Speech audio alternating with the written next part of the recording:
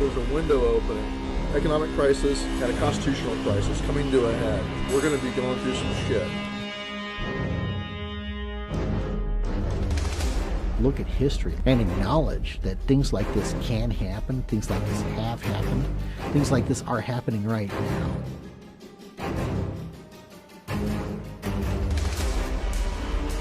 The Gray State is a part of this Orwellian nightmare that's being set up. Their vision for what's next is a global Fed and even more power.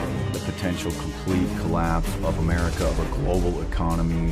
One world government. New world order. It's real. A lot of people are realizing it, and more people are going to have to. You are a slave.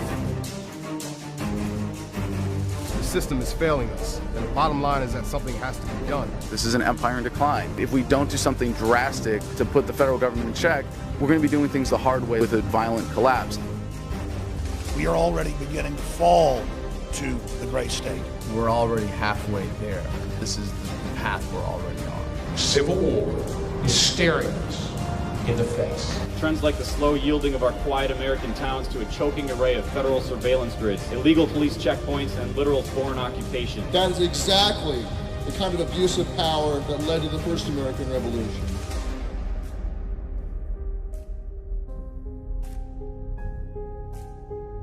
What is it that keeps it from happening in the United States? Is this the kind of world I want to live in?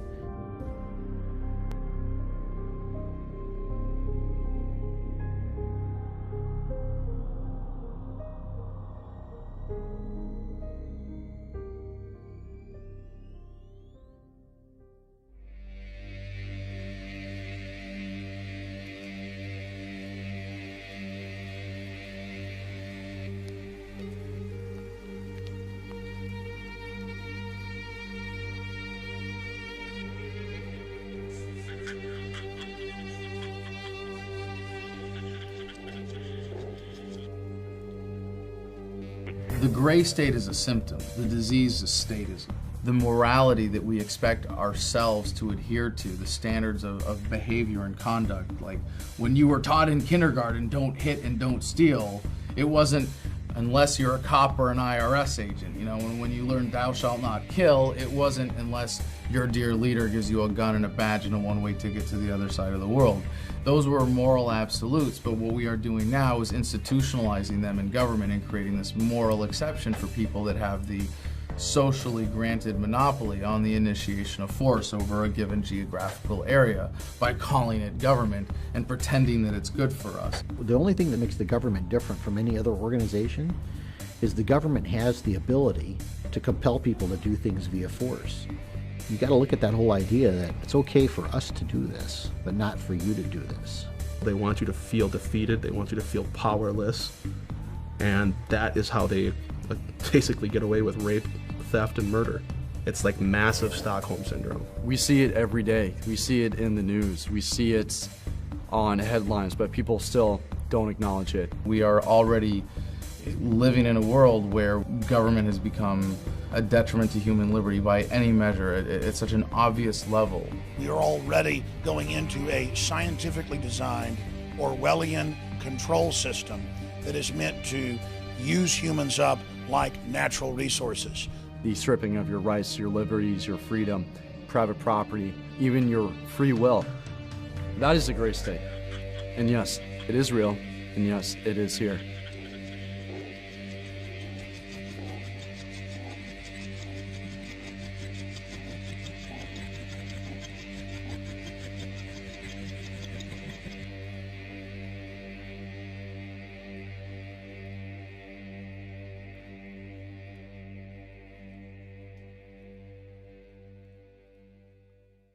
Jewel Beat. The free enterprise system is based off 5 features: economic freedom, incentives, competition, voluntary exchange, and private property. Basically, we believe as free market economists that people have a right to private property, that prices are driven from the market, people that are buying and selling goods and services. Whereas a socialist system doesn't have those features. Then you talk more about public property and what can the state control versus what can the individual control. If I buy something from you, it's because I value your product product more than my money, and you are going to value that money more than that product. And we both benefit. Anytime you introduce force into that equation in any form, you subtract from humanity's potential to reach that ideal of prosperity and progress. You can't force someone by law to buy something. Otherwise, voluntary exchange doesn't exist. You can see that with Obamacare, different mandates for consumers to purchase various goods and services. So that is a progression towards socialism. You're mandated to purchase certain items from the state. Individual people can do much better in bringing up an entire economic society by themselves and not being ordered to do certain things. Command economies, that sort of thing. That's why all command economies essentially fail. That's what they did in Europe. You couldn't keep the benefits of your own labor, your own hard work and sweat. It would be confiscated by some corporate entity that had control over the monetary system. We had a nation of producers. We had a nation of people who were free to innovate and create and then be allowed to reap the benefits of that creativity. If you invented the television set, the state's not going to come in and say, we're confiscating that from you for the public good. You were then allowed to market it. It generated wealth, savings of money. You had more and more local hardware stores competing against each other. When you have greater competition, you have reduction in prices. Obviously, the people who can provide the highest quality product, the lowest price, are going to win out. Those who cannot will fail. That's what a free market is. It's the freedom to succeed and fail. It's a simple fact of the superiority of using persuasion to get people to do what you want to do, as opposed to saying, well, I'm scared and I don't trust you and I'm going to just have someone with government put a gun to your head and do what I want you to do. When people give money to Bill Gates or Sam Walton, he's not taking it from them. They're getting something in return. They're getting a service. They're getting a product. There is an organization out there that does take the money from you, and that's the government. If you live in the United States and you work in the United States, you fall under our jurisdiction. Does that mean that everyone in North America is a slave to your company? I don't work for a company. You work for the IRS. Is everyone a slave to the IRS? I believe that I do have jurisdiction. I believe it is valid. I believe I do have those rights, yes. Okay, but you can't, by your own admission, answer a question regarding evidence to actually prove that there's jurisdiction. Right. So you have faith. Answer those questions. So you have faith that you have jurisdiction. You don't have any actual evidence, and you're not qualified to determine if there is evidence to back that assertion up. Correct. Blind faith. That's really impressive when you're talking about other people's property and other people's lives, to have blind faith in a violent, aggressive system. You don't have a choice about whether or not you can do business with the government. If you don't want to use our services, that's fine, but you're still going to pay for those services. If you don't have kids, you're still going to pay for public school. If you're not sick, you're still going to pay for health care. And if you don't pay, we're going to send people with guns to take your money and take your house and take you. The feudal era, you had a feudal king or lord who would claim half of your crops in exchange for protection. And because the peasants didn't know any better, they could get away with that scam. Hey, give me $20 or I'll shoot you or I'll throw you in prison, which is, what taxes are. No one pays taxes because they want to. Taxes are collected at the barrel of a gun. All laws are enforced at the barrel of a gun. Now, the facade of statism has to include them throwing us a lot of bones. When a farmer will provide health care for his livestock in the same way that a government wants to keep the tax cows healthy and productive. They bribe us with our own money. They tax us, and then they take that money and they push it back out.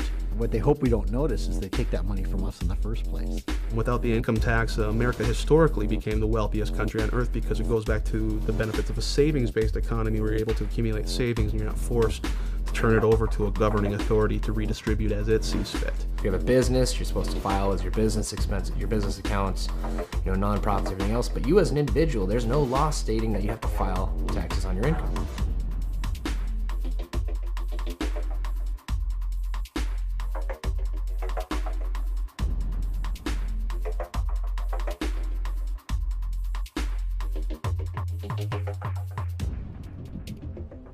Understand that your income tax is a farce. The 16th Amendment of the United States was never properly ratified by Congress. people today believe that taxation is absolutely necessary. Like Winston Churchill said, it's the penalty for living in a civil society. This is not true. We lived without an income tax. New Hampshire today still exists without the income tax, and they're thriving. They're doing fine. You think it's moral to force people to follow your rules, and you think that's moral. You think it's moral to force people to do what you want and to pay you. And we don't believe it's moral to force people under threat to I disagree with the word force. Yeah, I disagree with the word force, but I think it's moral that you should have to pay your taxes, absolutely. So it's moral to force people to pay for services they may or may not want. Yes, it is moral to pay for things that you may or may not want. So by doing things voluntarily and not using aggressive force and asking questions, that to you is immoral. But the opposite of being involuntary, using aggressive force and not questioning, that's moral to you. One reason why the income tax is so detrimental, it's based on the assumption that the government owns everything, and they allow us to keep a certain percentage under their conditions. Which proves the point that even a 1% income tax is morally wrong because it sows the seeds of destruction.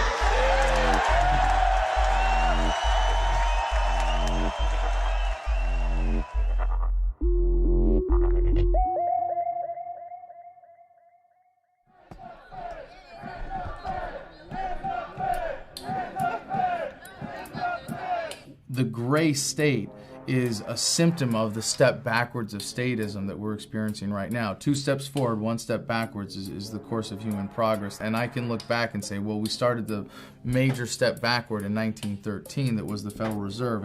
The Federal Reserve legislation was drafted on an island, really called Jekyll Island. All these bankers, the heads of J.P. Morgan and the other large banks at the time got together on this island, secretly drafted the legislation and all that stuff.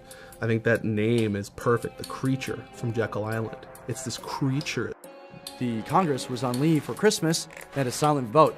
Less than 10 votes. They actually got through. And all of a sudden, the Fed Board of Governors became the all-powerful entity. So what you did was you gave someone a monopoly, and then they brought that monopoly into D.C. No different than the IMF today, no different than all the corporations and all the guilds, all the unions that are coming to D.C. to seek their monopoly favors. So basically what it is that the Federal Reserve is 80% owned privately, but yet it prints our currency, depicts our interest rates, tells us how much commodity products are. There's nothing federal about the Federal Reserve. It's a private establishment owned and run by offshore banks. The Federal Reserve is a criminal organization. Did you people know that America doesn't even own its own money supply? It's within our Constitution to be able to print our own money. Congress should have control over it. The Federal Reserve took that away.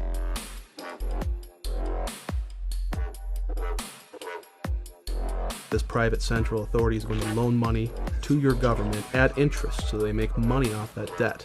And then the federal government pays them back plus interest via taxation. And basically it prints false money, money out of thin air. I look at it as the age-old struggle of the Philosopher's Stone, where we used to try and find a way back in the old days to create gold, which was money and always has been money, out of lead, and they never could figure out a way to do it. So it's sort of like the rapture occurred when they realized we can substitute gold with paper money, which we can create infinitely at a very low cost.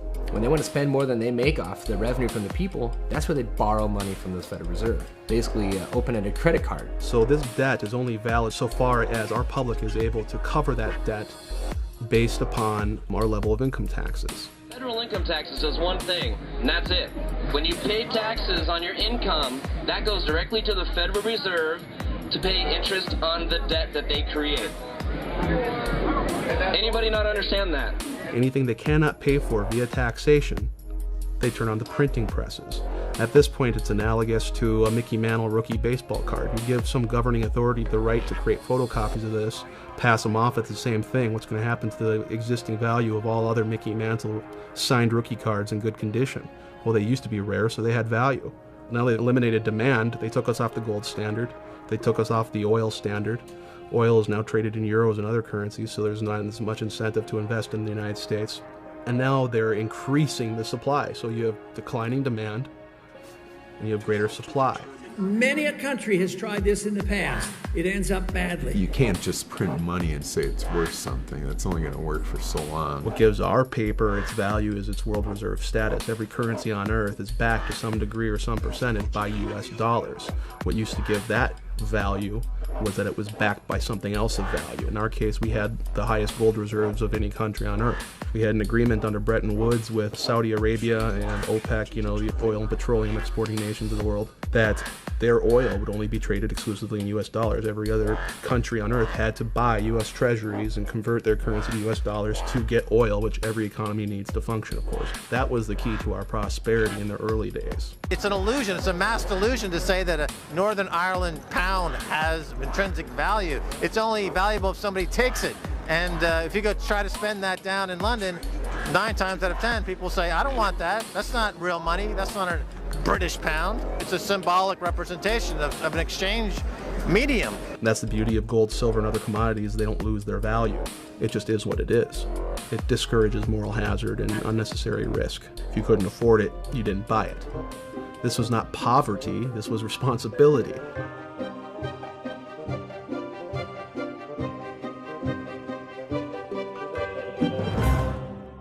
So they're funneling all this money that otherwise didn't exist. They're creating it literally out of thin air, loaning it to the banks, and they loan it at interest. You go to a bank, you get a loan, they basically transfer that money out of thin air into your account, and it's a debt. But it came out of nowhere, so technically that's fraud.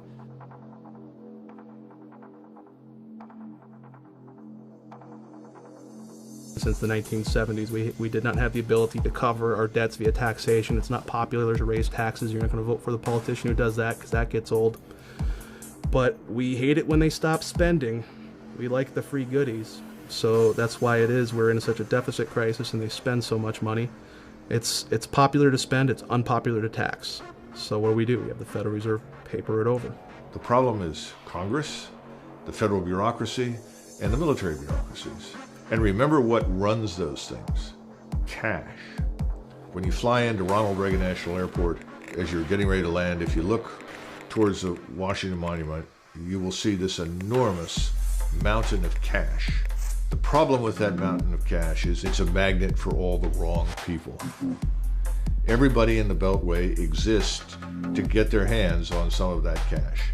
It essentially creates a situation in which everyone is for sale.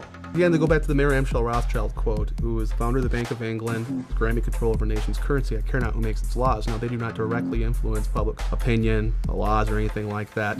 They do so, however, indirectly, because they control the money, so they care not who makes the laws, because they can use that money, which they can create in perpetuity out of nothing, and give it to their preferred representatives in government and help shape the agenda. In every administration, there has been someone or multiple people associated to the Federal Reserve. Isn't that interesting?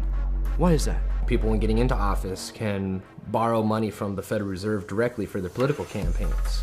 They necessarily don't have to pay that money back out of their own savings or their own donations. They just leave that as national debt that the United States owes the Federal Reserve. The Federal Reserve is happy to create that debt because every dollar created, they get more interest paid back to them. Once they've taken this money from the Federal Reserve, it's like selling your soul to the devil. You don't really have a choice in which bills you pass or which ones you vote no or yes for. Listen, there isn't much altruism when you're flooded with cash. That is one very insidious way that the Federal Reserve impacts public policy. And they use, again, these various roundtable groups as a conduit to accomplish this indirectly. So it doesn't look like the Federal Reserve doing it. But that's ultimately what happens. How long have they been trying to do this? Forever. Bankers are like that. Yeah, if you let them do it. What you need is gutsy presidents, gutsy Congress people to prevent it. Obama's entire cabinet stems from the Federal Reserve. If you don't believe me, look it up. It's a win-win situation for government to spend. It's something that government's never going to be held accountable for. It's a way of free money for them.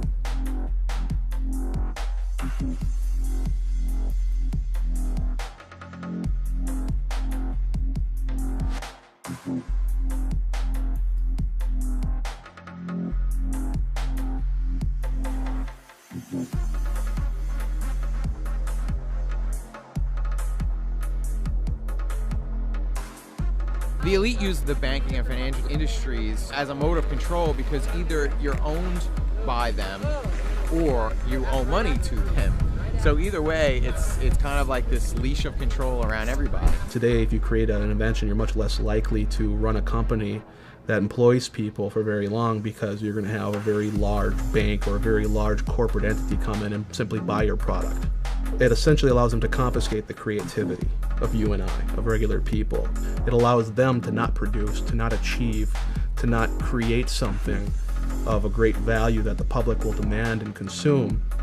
They didn't have to do that themselves. All they had to do was control the monetary supply. And they can then buy up for pennies on the dollar, essentially, your creation, your innovation, and market it to the masses. And then they can siphon off millions in taxpayer dollars for having produced nothing.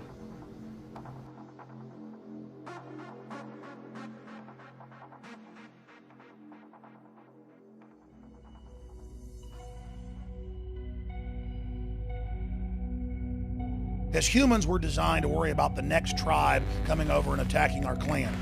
And men are designed to look out towards the horizon and see threats. But we only see military threats or criminal threats or thugs.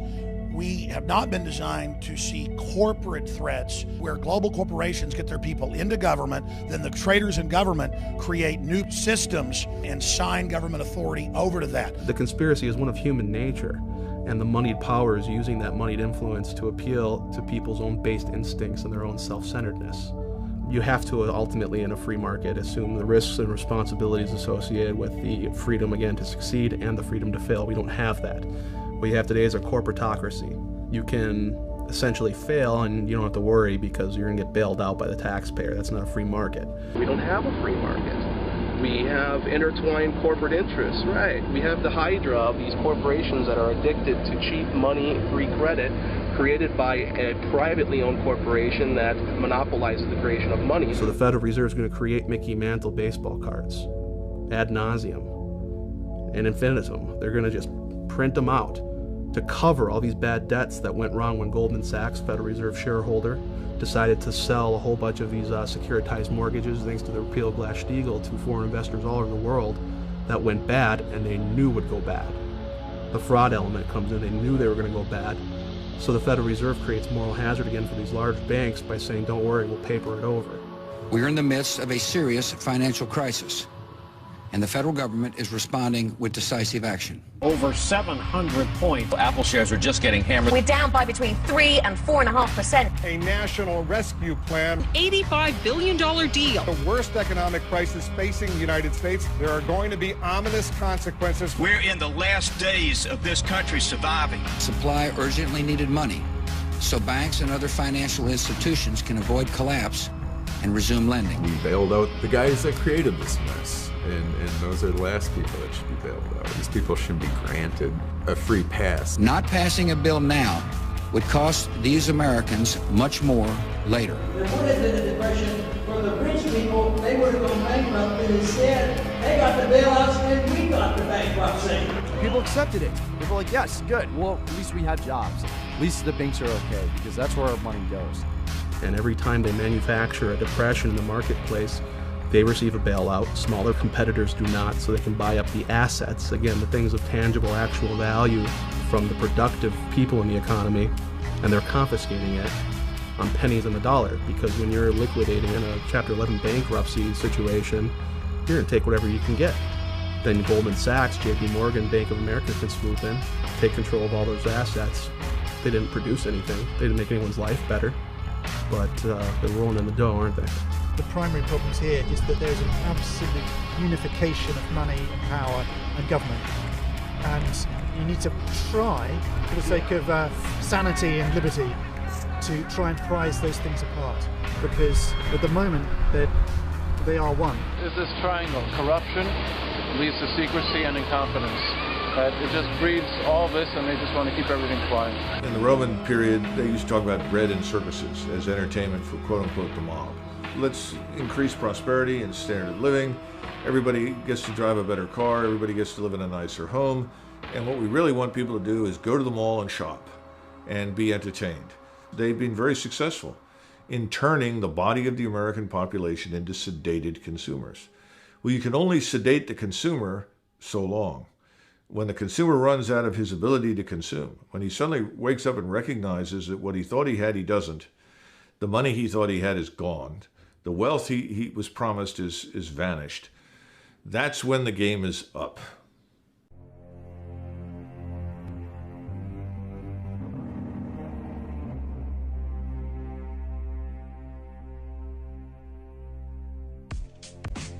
Today, inside Washington, the mainstream mentality is that you and I, and the rest of us that are talking in these terms, are out of touch with reality.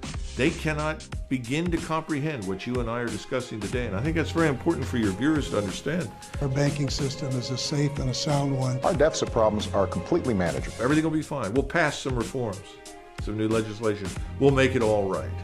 Part of the scam of government by printing money, by borrowing money. We don't have to tax people directly. We can commit intergenerational child abuse and pass that bill off to the people who are unborn, who, when born into America, have a $45,000 stone around their neck as their share of just the federal debt in its most conservatively estimated forms. People keep throwing around these numbers that were 15 trillion in debt, 16, 17. Those are all old numbers. It came out in Bloomberg Financial and other news outlets that under Obama's administration, in the first 2 years, over 23.7 trillion is missing. And those are old numbers, and that's on top of all the missing trillion from Bush. You had $1 million and you started counting one at a time. It would take you 11 and a half days to get to 1 million. If you were going to count to a billion, it would take you 31.7 years. In 1 trillion seconds, it's 31,700 years. That's the difference between a million, a billion, and a trillion. So a million seconds ago, 11 and a half days ago, a billion seconds ago, 1980, a trillion seconds ago, 29,688 BC. The way Bush has done it over the last 8 years is to take out a credit card from the Bank of China in the name of our children, driving up our national debt. Raising the debt ceiling, which has been done over 100 times, does not increase our debt. We have now seen our national debt go to the tune of $211 trillion if you consider all the government guarantees to workers for their retirements and their pensions, etc. We're at a point now where if you were to tax the American public to the tune of 100% of their income for the next 20 years, you wouldn't put a dent in the interest. And we see the economy falling apart. And before, people said, you know, I can't really believe that this is all by design. How do just tens of trillions of dollars go missing? And then Ben Bernanke, the Fed chairman, just laughs at congressmen and senators when they ask him, hey, where's the missing trillions? Some of the heads who were in charge of the accounting said, we just don't know where it went. When everybody's struggling in this economy, Ben Bernanke's out celebrating at this huge gala event with all these rich, elite, powerful people. And meanwhile, there's children starving. What'd you do at the 2008 Bilderberg meeting? I'm not doing any press today. For people in high office and high places, there is no accountability. And they like that.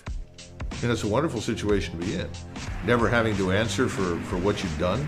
If the government deliberately devalues and destroys the value of the currency, it will destroy the middle class, and the wealth will gravitate to the wealthy. So when you print money, you literally expand the gap between rich and poor. We are in debt, our kids are in debt, our grandchildren are in debt.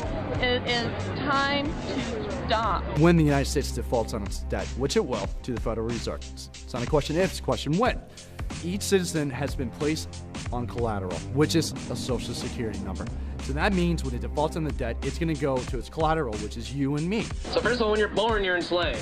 Look at your identifications. Your name is all in capitals. It means you're a corporation. That's your serial number. That's your ticket number.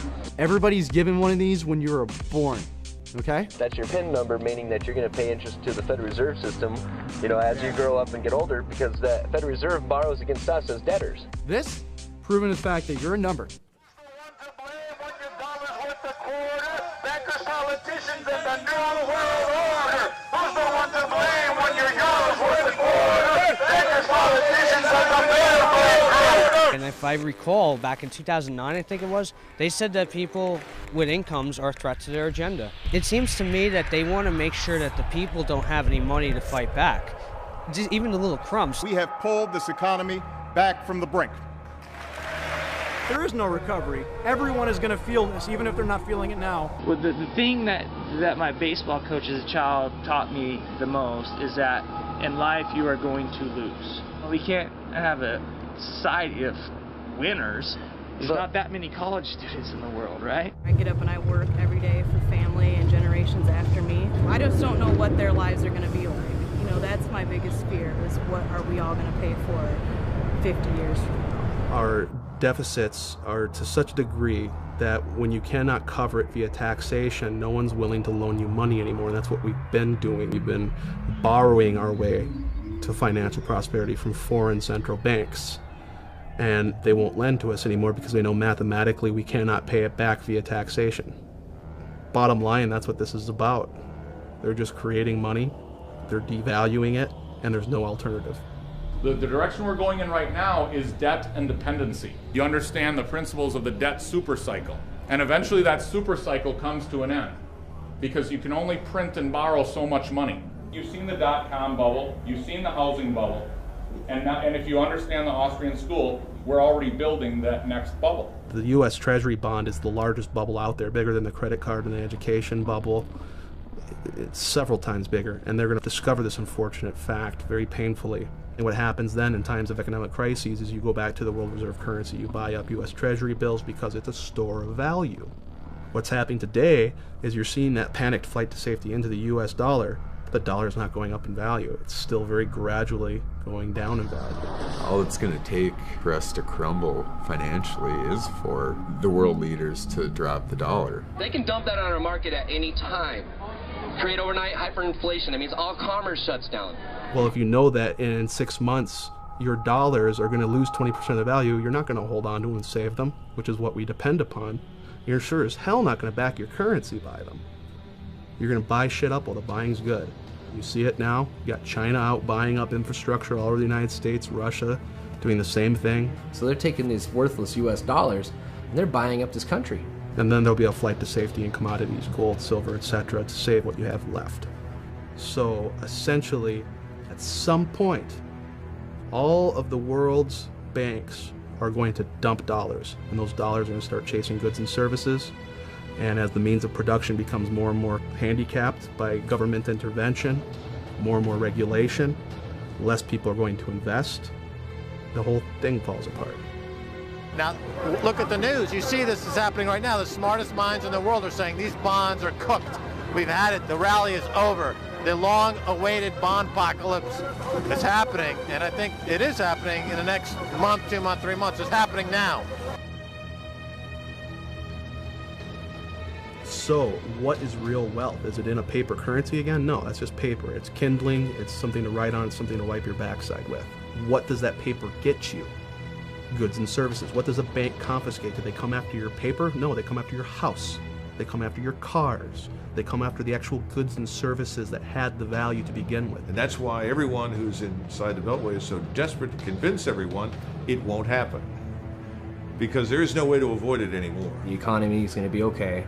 Keep them working because you don't want to create pandemonium. If you start getting the people too scared about what's going on and start fearing the government, then they're going to have a revolution. They can't have that. They want to keep it on the tipping point where they have control. They're going to use our own money to enslave us and collapse the monetary system at the same time, because again, every currency on earth is backed by US dollars. If there's nothing to replace it, you only have chaos.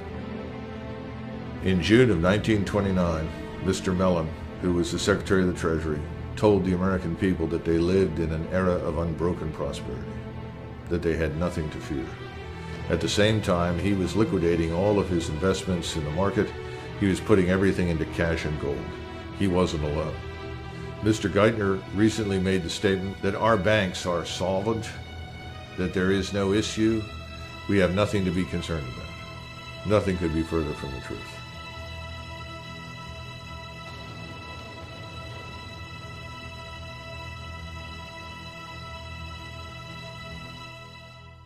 Jewel beat.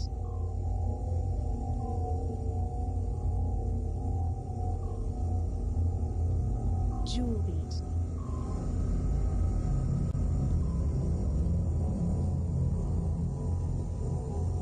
The whole idea about conditioning the kids is the idea of creating a new generation that thinks differently than the previous generation. Teaching the kids that they should think a certain way, or they should feel a certain way, or they should vote a certain way. Jewel beat.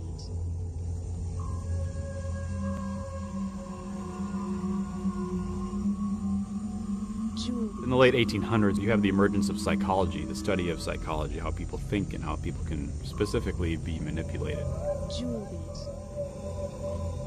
If you're familiar with the psychology of B.F. Skinner, what he would have you believe is that human beings are not creatures of introspection. They're not creatures of internal cognition. They have no soul, they have no thought processes, they have no free will. What they are animals to be trained. So you have Skinner's operant conditioning chamber, or the Skinner box, where he trains mice to perform for him based on a system of punishment and reward. Essentially what it does is it bypasses brain function and goes straight to an animal training method. You create a problem, offer a solution that drives them toward a pre-designed response. This is called the Hegelian dialectic. The Hegelian dialectic is a formula and a strategy for creating a problem to then offer a solution that you have to the very problem that you've created to get the outcome that you desire, that you wouldn't have been able to get if you didn't create the problem in the first place.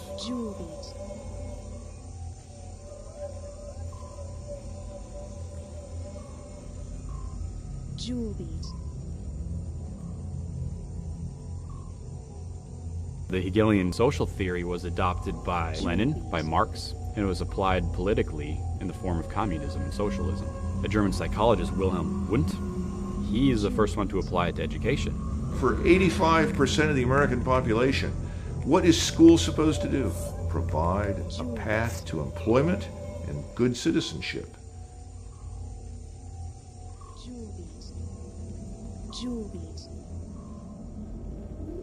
I'm not going to go into a lot of great depth and detail in the Council of Foreign Relations, but you're looking at an organization essentially set up by Rockefeller and other central bankers, people who are responsible for the creation of the Federal Reserve to debate education policy in the United States. It used to be that education was run by the states. Today you have funding and financing taking place with the federal government, whereby if public schooling systems don't do what they want, they get their funding cut. The Reese Foundation, the Ford Foundation, the Carnegie Foundation, and the Rockefeller Foundation, all these major foundations that can actually give American taxpayer subsidized grants to individuals who do things according to their criteria. A tax credit is when you get to keep your money because of some reason. A subsidy is when I, the government, actually collect that money and then I turn around and pick a certain behavior that I want and then I subsidize that. This was revealed in the book Lines of Credit, Ropes of Bondage, in which H.R. Gaither of the Ford Foundation revealed to Norman Dodd of the Reese Foundation that they were taking their directives from the White House.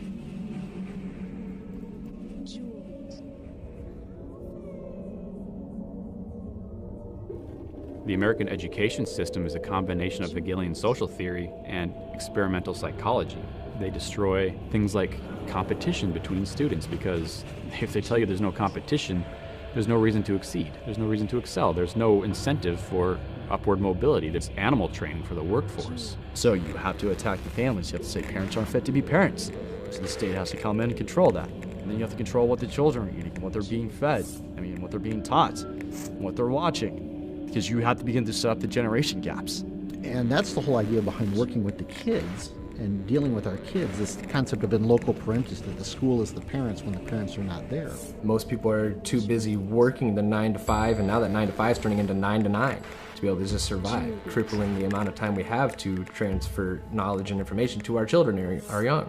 So by making sure both parents are away from the children at work, they can guarantee that the social environment of school, preschool, daycare is going to be able to give the children the knowledge that they want to. And what you have is the degradation of the individual, you have the promotion of the state, and you have the elimination of the middle class. Now, under this operant conditioning from Skinner, and under a system of reward and punishment, the only thing you learn is how not to get punished and how to achieve your reward. You're not going to come away from this system thinking, I'm going to stand up for something because it's right. You're going to do it because there's either reward or consequence involved. They're being trained to enter the workforce as a valueless cog in the state.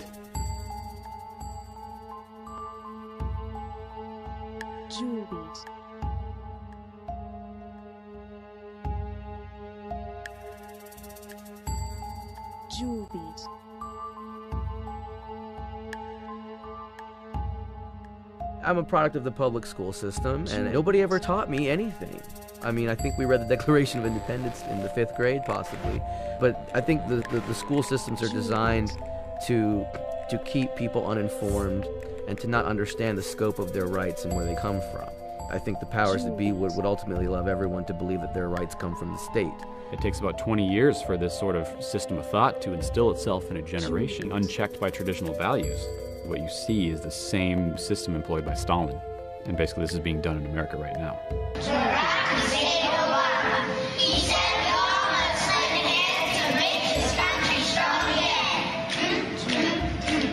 We're developing them to not question authority. We're developing them to be entitled, that the government will take care of them from cradle to grave.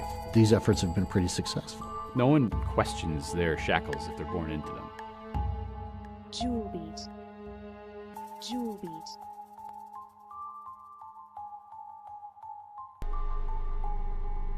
We have whole generations of kids that are being raised to not think like free people, to think like slaves, to think like they don't have self-determination. The state's goal is to get your children to turn against you in the name of the state, and that's where we are shifting now. We are shifting from an individualistic paradigm to groupthink. They want to be led. They want to be sheep. They want to be part of the masses. Critical reasoning, critical thought, individualism. I mean, those are huge concepts. I mean, they're universal concepts, but to be able to control the masses, you have to get rid of that. Because if you don't, you can't control those people. It's the alleviation of personal responsibility because the experts are in control. Let them handle it.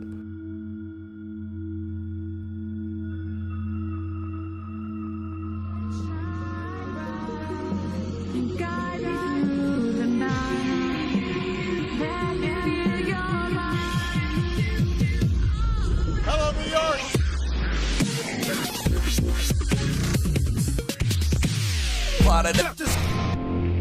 I love USA! USA! Political parties shouldn't exist. We ought to be voting for a candidate based upon principles, character, things like that. It keeps us from being able to fight over party lines. You look today, you have party platforms. These are things that we all have to agree on. And if not, you are not a part of this party. Well, look at Ron Paul right now. He's against taxation. Well, a lot of people in the GOP, we like that. But he's against the wars. Well, you must be one of those Democrats then. The old saying, divide and conquer. So they try to just divide people into two different groups so that you can't unify. It's easier to manage a population when you have two primary belief systems. You're either A or you're B. These people are conditioned to think a certain way and support a certain team. You know, they pick their winning team, whether it's Democrat or Republican, and then that's their guy. And it doesn't matter what that person votes for. As long as their guy wins, they put their pennant up, whether it's got a donkey or an elephant on it, and they wave it, and they say, my guy won. Things are going to be different. It's so much easier to lie to the masses when the masses aren't involved. There's no better way to discourage the masses from getting involved than by creating convoluted, controlled dialogue based upon party platforms versus individual principle. They'll say out of one corner of their mouth that they want you to vote, they want you to participate, and then we notice statistically that there's less participation today than there ever has been. And that's exactly the way they want it. It's all theater, it's just political theater. We go from rule based on constitutional law to rule based on a cult of personality. Well, he might be wrong, but he's my president, so I'm going to stand with him. That's a very dangerous mode of thinking. Do you support freedom and the American Constitution, or do you support this person? We've all seen where that led in Cambodia and Russia and Germany.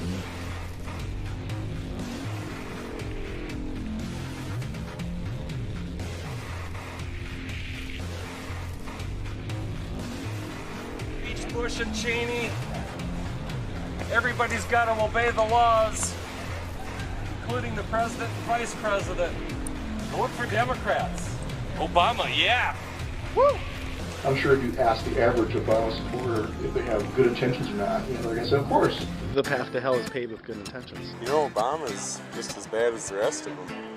Why do you say that? What's he done? He's one of the most war-hungry presidents we've ever seen. He has not fulfilled any of his policies that he promised at all. The economy is still tanked. The taxes are still high. I'll make our government open and transparent. One of my priorities as president is opening up the White House to the American people. That White House tours will be canceled till further notice. I intend to close Guantanamo, and I will follow through on that. We will bring an end to this war. I will be held accountable. These are bills that Congress ran up. You will not see your taxes increase one single time. Cut the deficit we inherited by half. If I don't have this done in 3 years, then there's going to be a one-term proposition. If you had a spouse who broke their promise 95% of the time, you'd get a divorce. This is all fact, but people still support him. Obama's name is in the Bible. I prayed and I believe that God picked the right president. The Obamanoids, you're going to have 20 to 25% of the American public who will always support Obama no matter what he does because their own ego is on the line and they won't admit it. Actually, those are not facts. What you just stated, those wasn't facts. Everybody's happy to re-elect President Obama! Yeah! What's your favorite thing about President Obama? I could list a million different reasons. It's truthful. He's for public education, and he wants to restore it back to where it belongs. Yes, everybody in Cleveland, low minority, got Obama phone. Keep Obama in president, you know? He gave us a phone. Healthcare. Healthcare, yeah. Healthcare. His public speaking skills are immaculate. Yeah. He's so smart, and he was funny, he was captivating.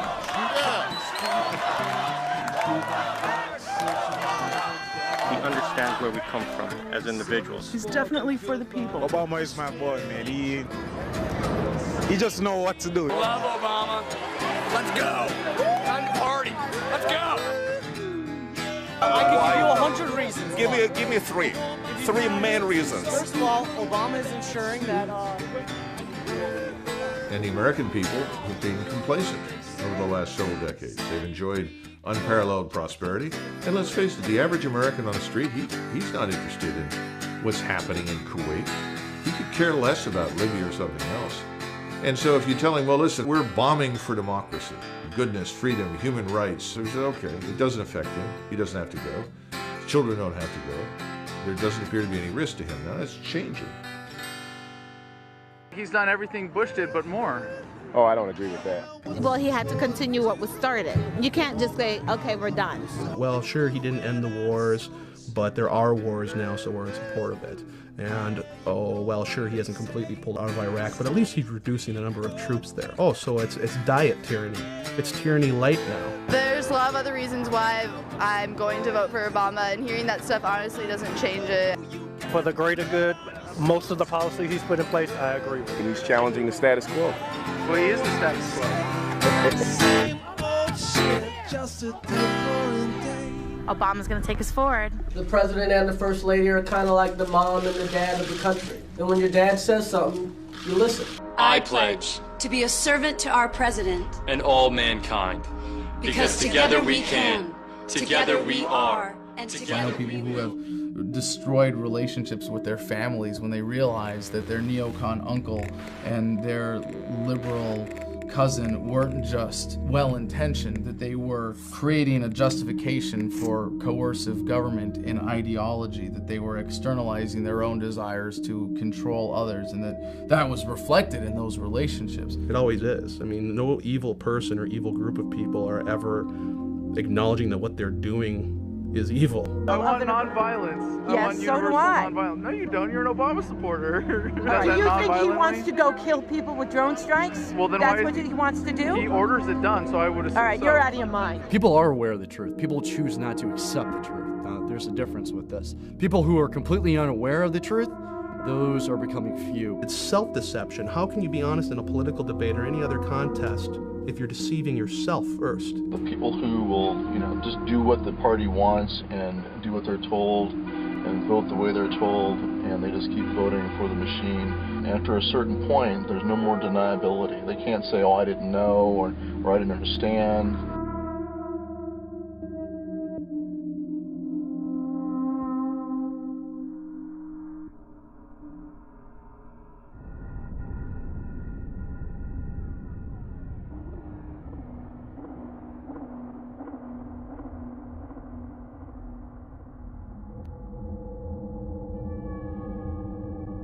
Americans accept propaganda from their government that if it came from the Soviet Union, they would have laughed at. But it comes from the Pentagon, and they get down and worship.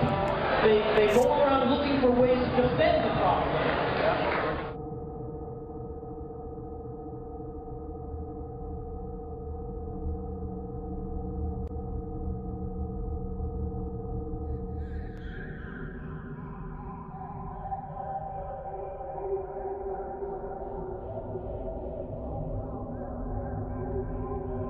You can find people all over that will say that we should end the war, but they have a lot of trouble saying that when they meet a soldier. It was actually my older brother who talked me out of joining. We had a lot of conversations about the bravado of the current U.S. military forces, the attitude. If you ever go into the military, it's definitely about psychological conditioning. It's the idea that when life and death is on the line, you cannot afford to believe anything but the fact that you are the biggest, baddest force on the face of the earth.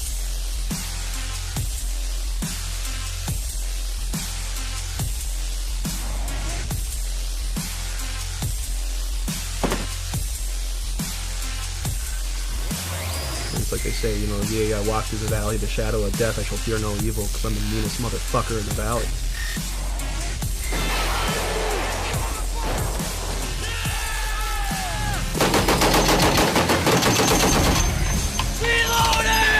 War is like a big video game that I can watch on my TV. And isn't it cool to see all the U.S. flags all over the foreign country, showing how the occupation is proceeding? They want you to believe that patriotism means that you support everything the government wants. If you don't support it, you don't support the troops. Another day, man. Another day.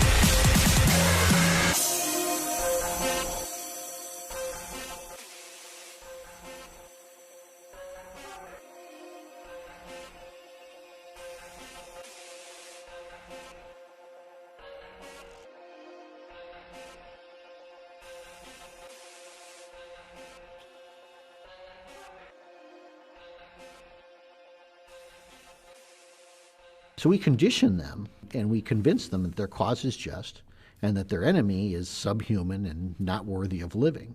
And the American people, honestly, play a role in that. They come back, and the reception they receive is just astounding.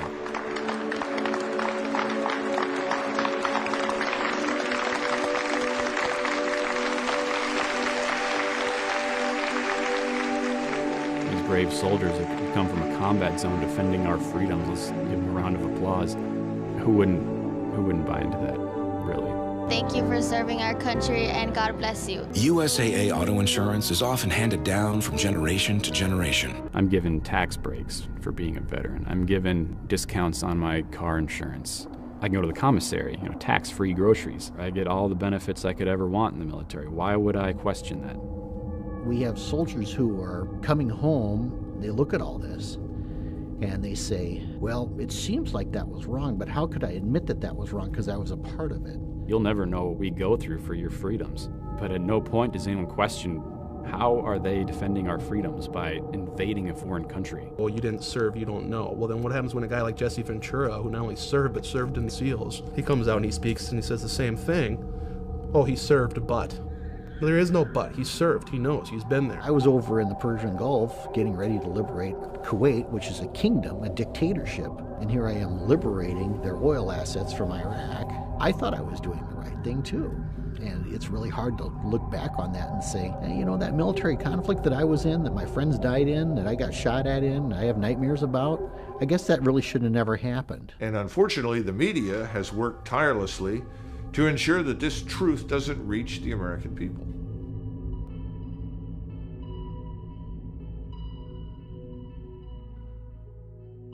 In the past, we had the media to watch the government and keep them in line and ask the tough questions. You all remember those clips in the old days, the black and white, and you'd see the news guys with the fedoras, yeah. They'd always go up and they'd be in people's face with the big flash bulbs, Senator, this happened. You'd always hear, politicians being held accountable, and they're always being asked questions, and you don't see that anymore. Leaders have found a way to cull the masses into their own ideal sets.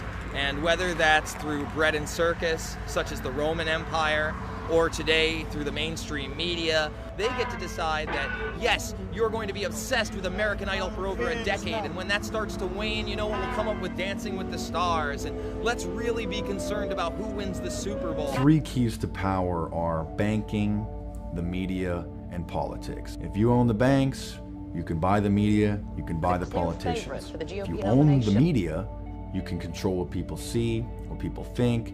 You can largely shape the culture. You can create and shape people's fears, people's desires, the perceptions that they have of events. In high definition.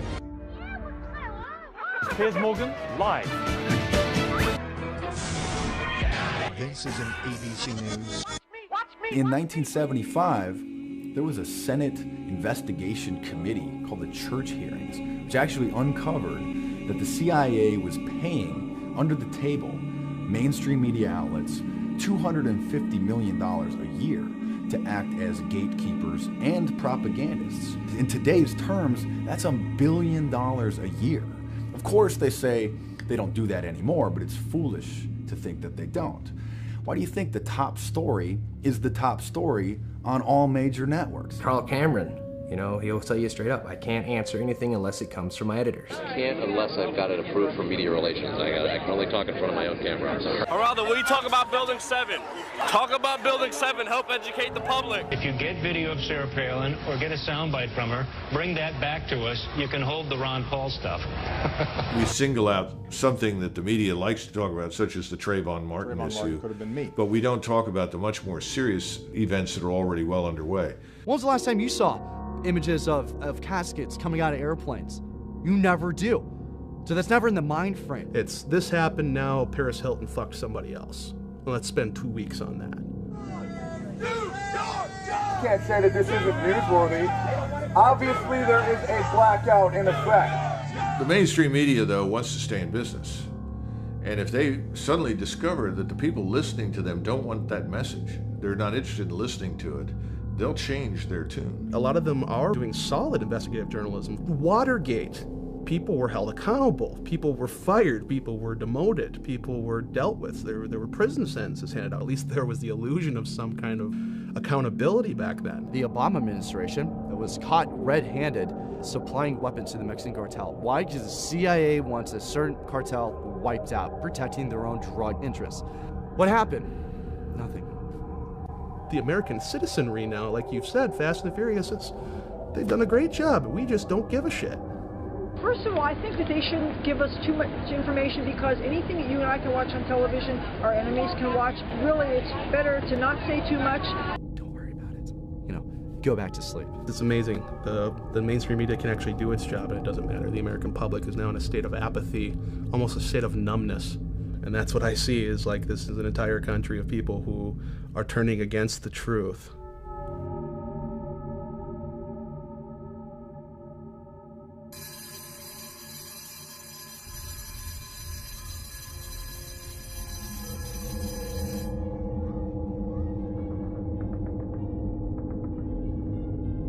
Got drugs in the desk right next to the textbook. Run tests and then test what less look. Look at this, these heads in the mess, but I got this diploma. But what are we developing the kids to do? We're developing them to not question authority. We're developing them to be entitled, that the government will take care of them from cradle to grave. You don't have parental rights anymore. Not just it takes a village to raise the child, but the village is now raising your child. When we condition the kids, what do we condition the kids to do? You know, we tell them always share, always work in teams. See that table over there? We have 6 people sitting around. We always put 4 toys there. Not 6, but 4 toys. Because these kids have to learn how to share. And that's a good lesson on some level. But what we don't teach the kids is that it's okay to keep the fruits of your labor. It's okay to work hard and earn and benefit from that.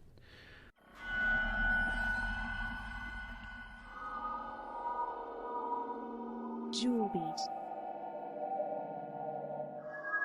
The thing about wealth is not a zero-sum game. There is wealth out there for everybody. All you have to do is be willing to work hard and earn it. The prevailing attitude in America today is almost that you should be ashamed to be successful. You should be ashamed to be rich. And that if you are rich, the assumption is that you got rich by taking from somebody else. You will not find your justice in capitalism. You will not find your justice in the colonial government of the United States. You will find justice when the institutions of capitalism and colonialism are destroyed and they are replaced by sustainable ways of being that nurture and protect all life. Right, you here with this Occupy movement? Yeah. What are they doing? They're chilling.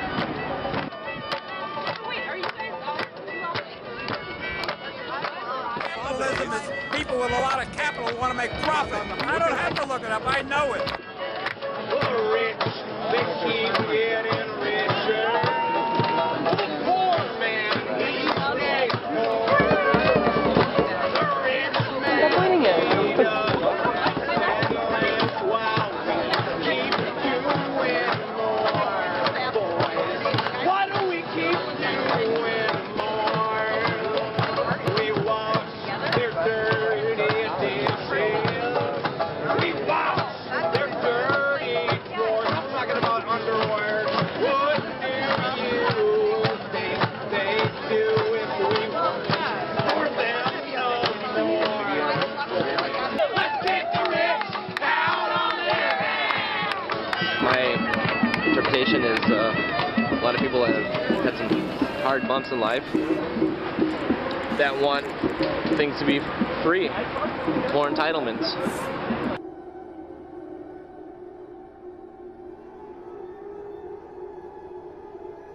What people are calling for in Occupy Wall Street is like, well, goddamn it, government, you need to do something. This is why we're losing all of our rights to too many people that are being dependent upon the system.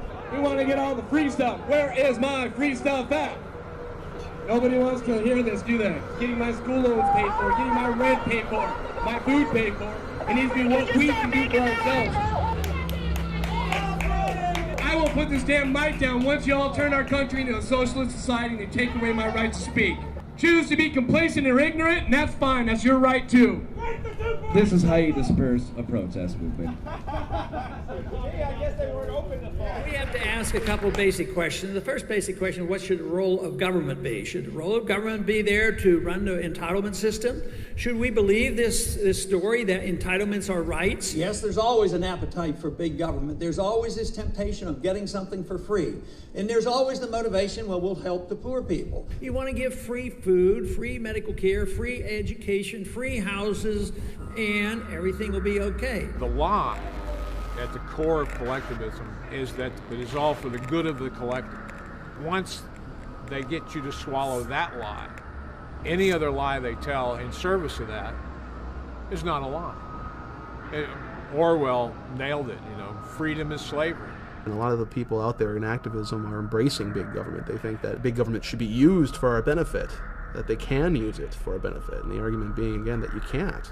That kind of control of central power.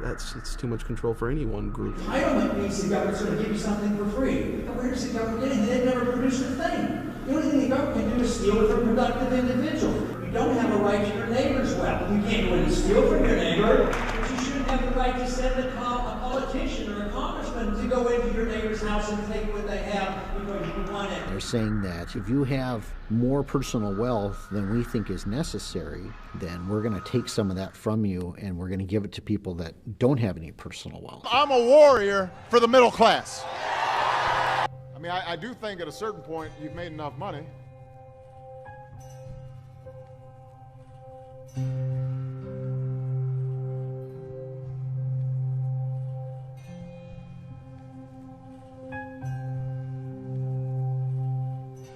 Those who grab the moral high ground and say that we're going to take care of the poor, what do? Welfareism and inflationism and socialism, they produce the poor. It's not in the best interest of the people that run welfare programs to get people off welfare. Their funding is based on the number of clients that they have. Well, if they get a client off welfare, they get a client a job, then they lose that client, they lose that client's money. Because you've got to remember, it's a skimming game. For every dollar that it goes to a person on welfare, $10 is used to support that system. All these entitlement programs, they'll go on forever if you let them, because they will encourage people to become entitled. Well, I can work for minimum wage, or I can just quit my job and go on welfare if I have kids. Welfare is a better deal because I still get the money and I don't have to work. War on poverty? Are you kidding me? 47 years ago. And now we have 47 million Americans on food stamps in this country. So for 47 years we fought this war, bankrupted ourselves, and now what? We have cultivated this large underclass that has made itself dependent upon government, and government has encouraged that. The ruling elite love to create a nanny state because then you'll go along with their plan. You're not going to bite the hand that feeds you. And then the people who are getting the entitlement, well, what are they going to do? Well, they're going to vote for the people that continue the entitlement. We're saying to these people, well, you can't support yourself, so we'll just support you, but then you got to support us when the time comes. We have historically been a bottom-up society. We're not a top-down society. You can't make someone equal economically to someone else by giving them something. Are you going to hear Mr. Obama talk in those terms? No, Mr. Obama says everyone gets everything for nothing in perpetuity. Don't worry, we'll print money. Don't worry, we'll do whatever is required. You can all be permanently dependent upon us, and that's a good thing. Honestly, it's almost like slavery. There's no personal freedom without economic freedom. If you don't have the means to earn money to support yourself, then you're going to be dependent on the government for food, for clothing, for shelter, for everything you need to stay alive. Because after all, look up the definition in the dictionary of slavery. It's ultimately boiled down to one word: dependence. If you are dependent upon anything other than yourself to provide for yourself, you are a slave. I won't have to worry about putting gas in my car. I won't have to worry about paying my mortgage. You know, if I help him, he's going to help me. The idea of self-reliance is gone. The idea of independence and individual freedom, the respect for private property, all of these things is gone. No. We can confiscate wealth from people that create it and give it to those who have none, and that will fix things. We've transferred $16 trillion in wealth since 1965 to the so-called underclass. The only thing the underclass has done is get bigger. They want that cradle-to-grave care from the government, and they want the government to use force and violence against people who are opposed to it. Well, I obviously believe that my ideas are persuasive enough and beneficial enough to society that people should subscribe to them, but frankly, some people don't, and yes. And at the end of the day, you'll use force against those people. I believe that it's the role of the government to use force. So you won't do it yourself, you'll hire someone else to do it, basically. That's what a government is. The reasons people do violence, if you look at the psychological underpinning, it's fear, insecurity, and the desire to survive. So we turn to violence when we're not secure in those things, when we're not secure in our own sense of selves and our own ability to thrive. That's why government propaganda is always fear-based. It's difficult for me to think that if we lose our economic freedoms, we become dependent on the government for our basic needs. The next step is we lose our personal freedoms, because then starvation becomes a weapon. Now, if the food stops, if the free services stop, and I think that could easily happen, because I think this whole giant federal edifice could go under, then you're going to have problems in many of these urban areas. In fact, you've already got them in the form of these flash mobs. We see gang members who are committing welfare fraud, and they are killing middle-class people who work for a living and pay taxes. So these folks, they're not going to support this welfare state, but the people who do support the welfare state, well, they're going to go and kill their political opponents. We're already seeing this violence. This has already begun. It's just not covered in the media. We don't talk about it. We had an example, a beautiful example of minimal power in our government, and then we had maximum productivity and maximum wealth. But today we think too much of the wealth and believe that government provides this, rather than understanding that wealth and prosperity comes from freedom and productivity and not from the government. When we had a freer market and sounder money and limited government, the middle class in this country was the largest middle class in the history of the world, and it was the wealthiest middle class in the world. Madison said it very well. The purpose of government is to protect the unequal distribution of wealth. Mr. Obama wants to destroy that unequal distribution forcibly. Personal responsibility, self-sufficiency, independence, all these things. You can't have that without recognized individualism. Individualism is now being demonized. You're selfish if you're an individual. You need to be thinking about the whole, the needs of the whole. Well, of course we do. We all do. And we discussed 250 plus years ago that the best way to go about this is by securing individual rights. But you can use the needs of the whole as justification for all manner of tyranny. If you're looking for a leader, you're going to get a master, and you fucking deserve one. The most ancient divide in politics remains to this day the fundamental divide. The legalists, as they were called, and they were chiefly the people in the governing class, just as they are today, and we would call them totalitarian, who believe that every aspect of our lives should be dictated and ruled and pushed around by government. Instead of a political continuum being a line from left to right, it was really a circle. And then all political systems had to be judged by the amount of bodies that they stacked up. At the bottom of the circle, cheek by jowl, was communism, Nazism. Moving up the scale, you had socialism, fascism, all of the various collectivisms that subordinate the individual. And at the top was the constitutional republic of the United States. Free men, free markets, rule of law, ordered liberty. What the Chinese used to call the Confucians, the libertarians, the live and let live brigade, the free marketeers, the small government men, the small tax. Us. This is a country of individuals. What sets us apart from Western Europe around the time of the founding of this nation is that you already had socialism already in Europe. It just had different names. You know, whether you call it socialism, communism, monarchy, the end result is the same. A small oligarchy of people are in control. 90+% of the masses are out of control. Our country is hijacked by a bunch of cretins and draconian legislatures who have grown complacent and comfortable as they receive from us the best health care in the world for free, six-figure salaries, the best business connections that corruption can buy. I mean, our government's supposed to be, well, first of all, transparent, but also should be doing our will. They're just our representatives. They don't respect the Constitution, nor do they respect the will of the people, nor do they respect, you know, the principle of the people, the sovereigns, knowing what they're doing. So they presume that they're somehow, you know, the appointed elite. They believe they were born with spurs on their feet, and the rest of us were born with saddles on our backs to be ridden. This is the attitude they have. It's really kind of modern royalty. It's perfectly expressed in, you know, we are the board. You will surrender to us. They presume up front that they have the right to direct you because of this larger idea that, oh, by the way, only serves their interest. That's the big lie of collectivism, because it isn't even about collective. It's about personal power of the people who direct the collective. They hate the idea that ordinary smelly people should be allowed to have a say, when government should, in their view, be in the hands of the great and the good who deserve to exercise it. A new aristocracy of blackguards.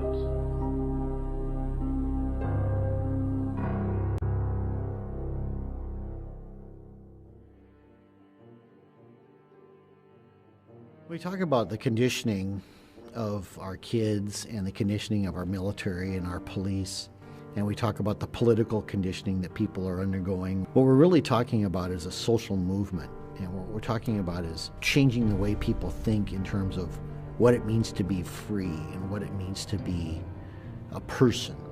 The Declaration of Independence said we hold these truths to be self-evident. What the Founding Fathers were saying there was, this is obviously the way it is. There's no question that all men are created equal and they are endowed by their Creator with certain unalienable rights. What they're saying there is that, plain and simple, by the nature of being a human being, you simply are allowed to be free, to have life, liberty, and the pursuit of happiness. That might be one of the reasons the Constitution is not taught in our public schools, because if we raise up a new generation of individuals, they might realize that this whole system of government is unconstitutional. We shouldn't have it. This document is the only thing that's going to save us, and if Barack Obama refuses to follow it, as he has demonstrated time and time again, nothing's going to change, folks. If you get enough generations that come up under this system, and they just keep injecting more and more and more of the tired old world saga of collectivism into the minds of the youth, then this is where you end up.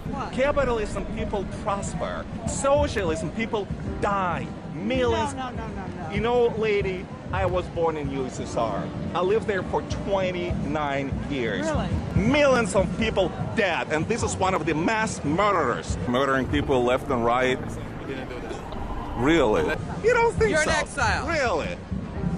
You're one of the rich people they threw out of the country because you were robbing the people. Everybody was equal. That's true. Everybody was equally miserable and poor. If you live under a dictatorship, a communistic dictatorship, of course you're not going to love it. You know, nobody loves it. They didn't let people leave. Right, yeah. They killed people. They literally shot and killed people who try to leave Poland. They used to give you cards, like stamps, like food stamps. And you used to go in the store and you had no choice of what to buy. And they always tell me, you know, you're spoiled. You get all these gifts for Christmas. Right. For Christmas, we got meat. They would grow wheat, they'd grow corn, and then they would turn it all into the collective, and they expected to get something back. Well, the quotas were too high. They didn't get anything back.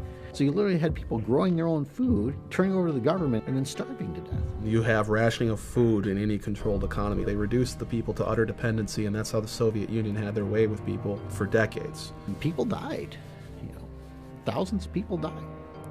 Well, my dad, put his whole life on the line to come here because he saw it as a beacon of freedom. He saw it the complete opposite of what he was living under in Poland.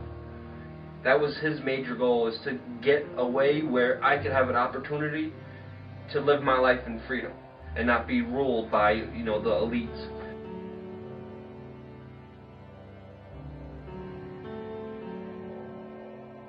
I grew disaffected from communism, first because of the revelations of the killing fields in Southeast Asia. I had cheered when Vietnam and Cambodia and Laos fell.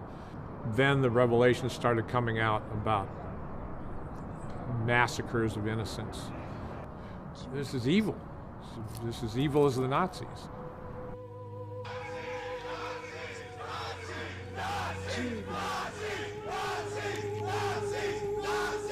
It's really hard for people to fathom those numbers when you're talking about Stalin 60 million, Mao, you're talking for 40 million, you're talking about Hitler 6 million. The individual matters not a thing. That's why they define peace as the silence, imprisonment, or death of their enemies.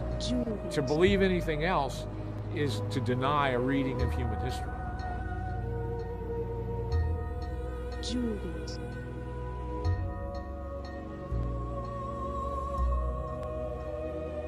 After the revolution, all these guys who helped the revolution wound up being victims of Stalin, and because they had torn down any protections of the individual, they were gone. So if you're a hard right-winger, if you're a hard left-winger, if you've participated in the Hegelian dialectic, you've served your purpose. You're what they call the useful idiot. They don't care about you once you have fulfilled your role for them. The government doesn't quite frankly care if the terrorists attack, like embassies or servicemen, okay? That's part of the job. That's what they signed up for, is to take risks. The soldiers are, for all intents and purposes, U.S. government property, and that's where the term GI comes from. GI stands for government issue. And when Henry Kissinger said military men are like dumb, stupid animals to be used as pawns in our foreign policy, that kind of summed it up. What difference at this point does it make? I think of the story of the early days of World War I on Christmas Eve, when they took a pause and the Germans and the British started singing Christmas carols, and they finally got together and exchanged gifts and had a Christmas tree.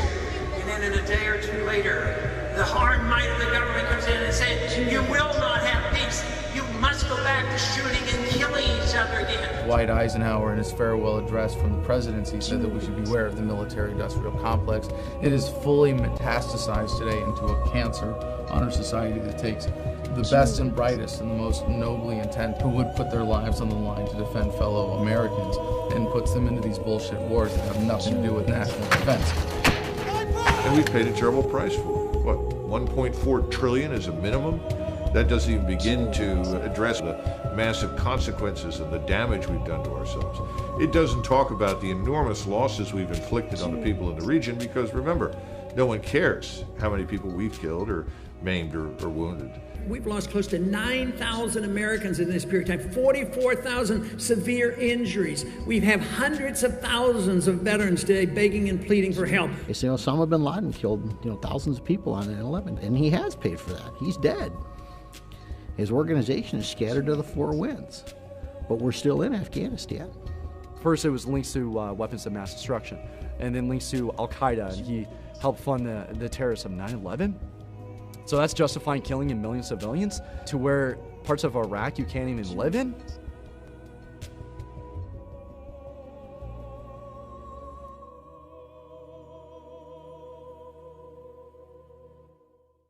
And while this is all going on, we're conditioning them that this is right. We're conditioning them that this is what they have to do, that their cause is just. As a result of this work, the world is more stable than it was 5 years ago.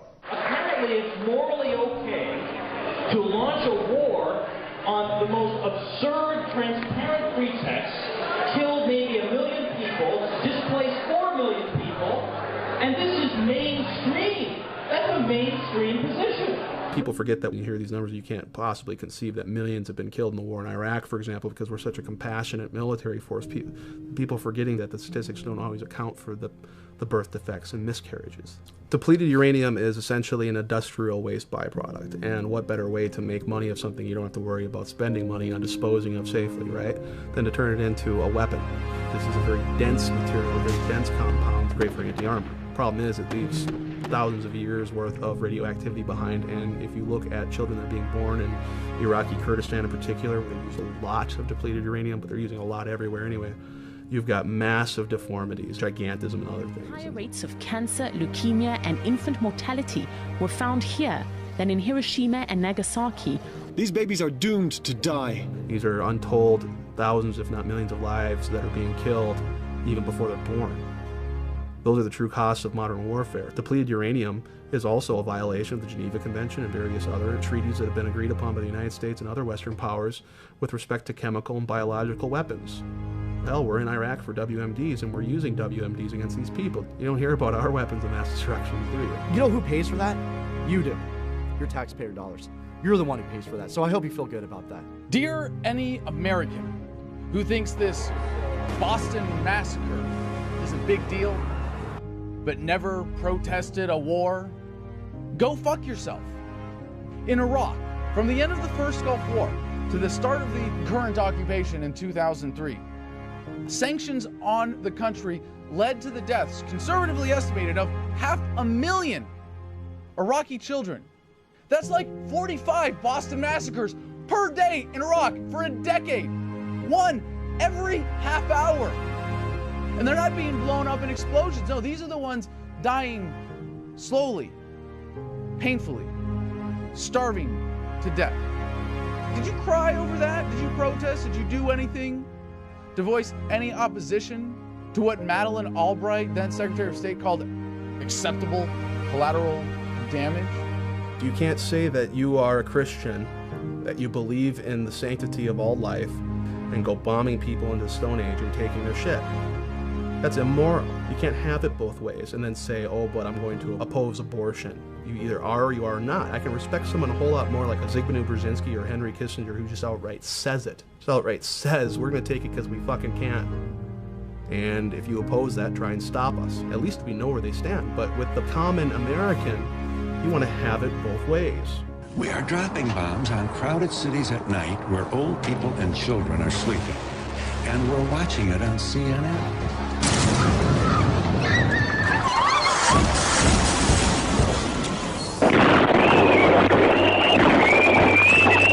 What are we doing with all these wars? How are we safer?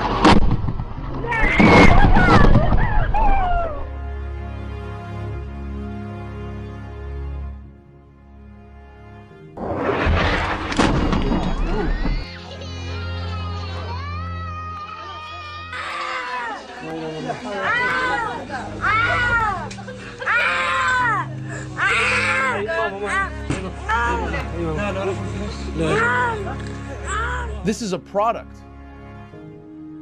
of the emotionally stunted state that Americans have been lulled into. To be told when to cry, when to care, when to mourn, when to shut up and go along with the plan and keep paying your taxes. We are creating enemies with this foreign policy faster than we can kill them. And I can tell you that from my personal experience in Fallujah that backs that assertion up. They don't hate us because we're free. They hate us because we're myopic, patriotic idiots who allow ourselves to be so emotionally manipulated that when something like this happens, the result is more brown people on the other side of the planet die. We made good progress, and we'll continue to work together to achieve freedom and peace. People don't care because they choose not to. It's that simple. Either you do care or you don't fucking care. They look at those people as inferior people, for God's sakes. Because that's them, it's not we, it's them. But them and we belong to the same people. That is the human freaking race here. I have heard more times out of people, well, you know what? It doesn't affect me directly, so I don't fucking care. And they'll go, is that wrong? If you consider yourself to be a moral person, you have to be opposed to this. If you do not care about morality, well, at least you're being honest. But I think we've got an entire nation of sheep doing everything they can to avoid that level of moral responsibility. Now, Mr. McGovern, what is your problem? I'm sorry? He says, look, don't you think it's worth 3 or 4 killed to secure the oil supplies that we need? I said, well, suppose one of those 4 killed this week was your son. He said, it wouldn't be my son. And it wouldn't be his son. Our enemies are not 7,000 miles from home. They sit in boardrooms. They are the millionaires and billionaires who control this planet, and we've had enough of it. The state has us thinking that it is us. Should we invade Iran? Or should we starve them? How dare they say we? It's them. Human beings die. They don't need to die. Fuck, man, give them a chance. We're an incredibly gifted, creative race. Just not given the opportunity because we've been suppressed through tyranny. I will not be a part of that anymore. These medals don't mean anything to me, and they can have them back. And I choose human life over war, militarism, and imperialism. You are deluded, and your delusion is dangerous, and it is getting people killed. And your attitude, your tribalism, your personal identity, because you want to be an American before you want to be a human being, it's disgusting. Sorry to all of you. Fucking sorry. Yeah, you're right, I didn't serve. You're the one serving. And it's your children who are going to look up to you and think that you're the greatest people in the whole world. Do you want a better life for your children, or do you want perpetual warfare? I really see this as sort of a moral decline of the United States of America. The idea that the ends justify the means. We need your oil, so we have every right to take it because we're bigger and stronger than you. That's what they do.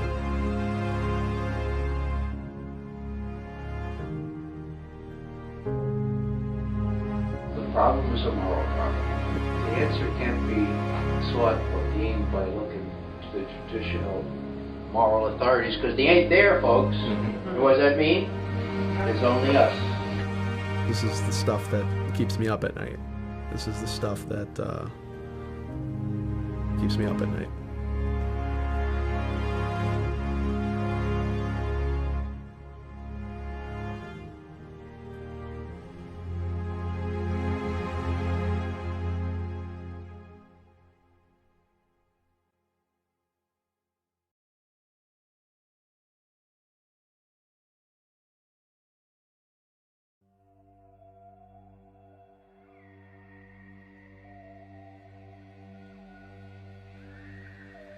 So you've got the media propaganda arm, which keeps us loving our own slavery.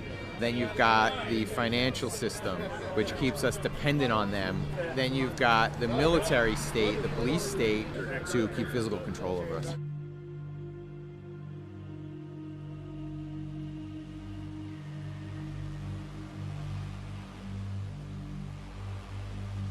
The function of the police used to be simply to protect basic rights. And they've shifted over the decades from that to revenue generation. They're pulling you over and they're giving you tickets for not the breaking of laws, but statute infractions. Thank you for swearing to the oath of the Constitution, sir, but this is a statute violation, which is an Admiral Maritime Law. Which is, say that again? Admiral Maritime Law, right? Which is like a sea-bound ordinance. Basically, when you see the gold feathers on the flag, it means you're stepping into a courtroom that's run by Admiral Maritime Law, which is in violation of the common law, which is the constitutional law. By entering into that courtroom, you're agreeing to go before a banker instead of a judge, so that way they levy fines and judgments against you. I am the judge of the law. I will instruct the jury on what the law is. I object. You That's are fine, not sir. a judge. You are an executive administrator. Okay. The U.S. Supreme Court ruled there are no judicial courts in America. There have not been since 1789. Judges do not enforce statutes and codes. Executive administrators enforce statutes and codes. All right, we're done. Statutes are just basically designed as hidden taxes on the public. It's just a way to generate revenue. So we've already set that precedent. It's gotten the police able to accept the fact that they are basically revenue generators and not law enforcement officials. I remember what I said before about government programs. The welfare programs are not designed to get people off welfare. They're designed to keep people on welfare and recruit new people to be on welfare. Well, internment programs are not designed to keep people from being interred. 2.2 million people in prison, and they say this is the most free country in the world. All it comes down to, if we want to intern someone, is just making a rule, a law, that they violate, punishable by internment. The government doesn't have any control over law-abiding people. Any force used against those people is not legitimate because they're not doing anything wrong. But if you make enough things illegal and you make the law difficult to comply with, then you get to the point where you can create criminals. And when you create criminals, then you create a class of people that are open to oppression. Martha Stewart, her stock trading was ruled by the court to be a legal act. But they sent her to prison anyway because she lied about it. I mean, she went to prison because she said she didn't commit a crime. But that's federal law. That's what we've created. Can you tell me one thing that you're free to do without asking permission or paying to get a license, registration, or permit? Hang out with my friends and have a great time. Yeah. Could you tell me what you're free to do in America? Everything. I can eat however many carbs a day I want. In New York City, they're trying to make all kinds of laws to ban salt and drinks that are a certain size. So, I mean... That's good because a lot of people are obese. We got pages and pages and pages of arbitrary laws. 2/3 of our prison industrial complex is filled with nonviolent, small-time drug possession offenders. Law enforcement agencies get money to fund drug operations. Well, if they don't have any drug operations, they're not going to get any of that funding. And the amount of funding they get is contingent on the number of drug busts that they make. So what's the incentive there? Is it to reduce drugs in their community? Absolutely not. The incentive is to increase the amount of drug busts they get and push their stats up and then get more funding. Thousands of police officers out there have been convinced that marijuana is the most insidious, horrible drug on the planet. People are using it. Doctors are prescribing it. And yet our federal government still maintains that it's somehow an insidious, dangerous substance that people need to go to prison for 100 years if they're caught with a certain amount of. They're arresting someone with an ounce of marijuana in their pocket and sending them to prison for 5 years and saying, there's nothing wrong with this because they told me that this drug is a threat to my way of life. We've created a class of citizen that can be interred in this country. Any one of us could wind up being moved into that little box based on some new law. There are so many laws that the average American commits 3 felonies a day, and they can arrest you at any time they feel like it. And a cop can pull you over at any point you're on a public street and find something wrong with your vehicle and give you a ticket for it and steal some of your income. And if you look at him crossways, he can put you in jail. And if you don't look at him crossways, he can say that you did and put you in jail. That's the kind of arbitrary authority that exists in the police state in America today. Who are you and what are you doing? Let me see some ID, please. The liberty doesn't come from our government. Sometimes they think they're passing it out, and sometimes they are always restricting as if it's their liberty rather than our liberty.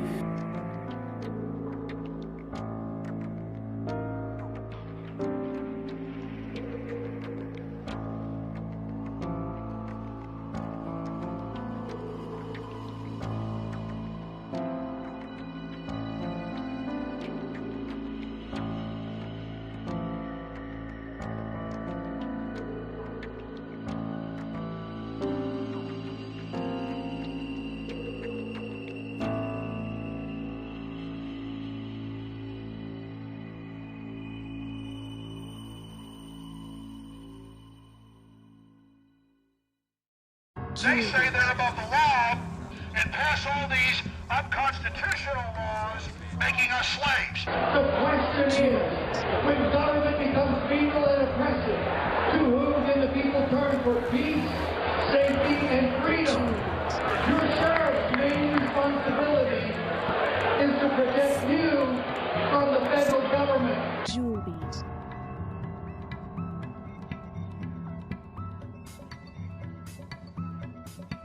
Jewel beads.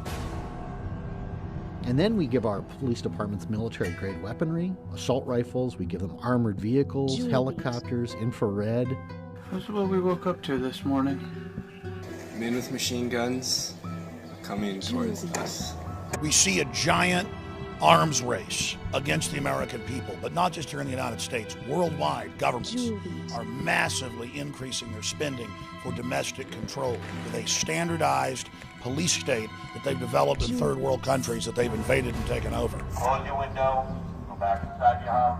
State police forces that gush at the thought of cooperating with Homeland Security and the feds, completely turning the whole concept of our government on its head by saying that the federal government is here to protect us, when really the founding fathers designed the government to protect us from growth of government. I think militarization is a better term than federalization to describe what is happening to the police force. It just so happens that under the current system of government, it's happening at an increasingly federal level, that the federal government takes control over local police forces while at the same time using the federal government's revenue generation system of printing money or through direct taxation to funnel more money to support things that the free market never would, to continue the racket that is government. Ronald Reagan said the closest thing to eternal life is a government agency, and it's true, because once you give them the funding to do things with, at best, a warped system of accountability,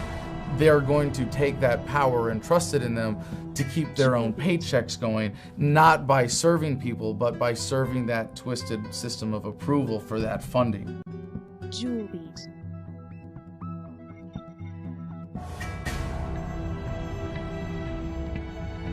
Julies. Work for the Federal Reserve? Yep. What's the Federal Reserve Bank around here? It's not. It's not? Nope. TSA agents are on the interstates fighting terrorism with Visible Intermodal Prevention and Response, or VIPER operations. Vicki, you know, this was a massive operation really bringing all federal, state, and local agencies together to not only do random searches, but also create an army of agents on wheels. It's all, in a way, starting to blur together.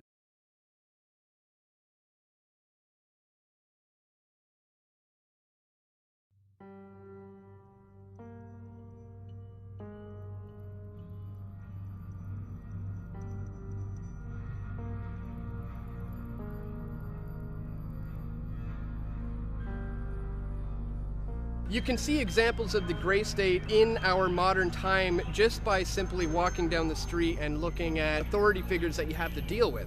You can see that a lot of authorities are becoming more militarized just by in the way they look, in the way they act, and the way that they treat us. If you have an honorable discharge from the military, it's pretty easy to get a job in any police force in America. We see people coming home from war, taking those jobs, and bringing that mentality of the military occupation to domestic law enforcement. And so that does have an actual effect on the relationship between individual officers and citizen subjects. I was out confronting Karl Rove on war crimes with Colleen Rowley and others. The police escort that he had with his entourage was younger guys, cut, very fit. You know, we all like to joke about the donut-eating cop who's overweight and couldn't run a mile to save his life. These guys are cut. And the look in his eye when I was disobeying him, he wanted to hurt me. He wanted to hurt me. I even called him out on it. I said, "You want to hurt me right now, don't you? You really do. Let me guess, you were over in Iraq, weren't you?" And he says, "We need you to leave. We need you to leave right now." I'm like, "Well, isn't that a bitch? Because I bought a copy of Karl Rove's book here, so I'm a customer. I'm not loitering, am I?" This guy, he wanted to hurt you. If he had been given the order by his higher-ups to beat the living piss out of me, he would have not hesitated. So you have a lot of guys coming out of that mentality of the dehumanization of the enemy, that is how we impose martial law in Iraq and Afghanistan, and applying that in the United States. We see this militarization of the law enforcement, and we combine that with the conditioning that we do. They're not even people, they're bad guys, they're criminals, they're enemy, they're drug users. So these people are inherently evil, and we are absolutely good, and we have the best high-tech equipment and weapons, and we are going to squash this enemy. It goes back to the ego again and the badass mentality, and then the police want that because, yeah, they don't want people questioning. what they're doing. They want people who get off on power. Shut your mouth, I'm talking! I am Officer Riviere. Now, the sooner you learn that, the longer you're going to live in this world. There is a intentional dumbing down of Americans. You all realize that. And that starts in public school. The cops in the military went to the same public school you and I did. And they didn't learn their history, didn't learn their heritage, they didn't learn the Constitution, but they're not all bad. Most of them, I'm sure, joined the police and military because in their hearts, they saw themselves as a hero. And they wanted to be a hero. And they wanted to be a defender and a guardian. And so the best of motives, but if they don't know the Constitution, and they don't understand the basic principles about human rights, they can be easily manipulated and twisted into becoming dissident forces. I often talk about how things seem to be going in cycles and how history repeats itself, and how, like, we have the Occupy movement is the Hooverville of today. With the Occupy movement, we saw militarized police using weapons used in foreign wars against protesters domestically. These Occupy Wall Street people are dissenting, and we need to crush them. Stone 16, skirmish line, huh?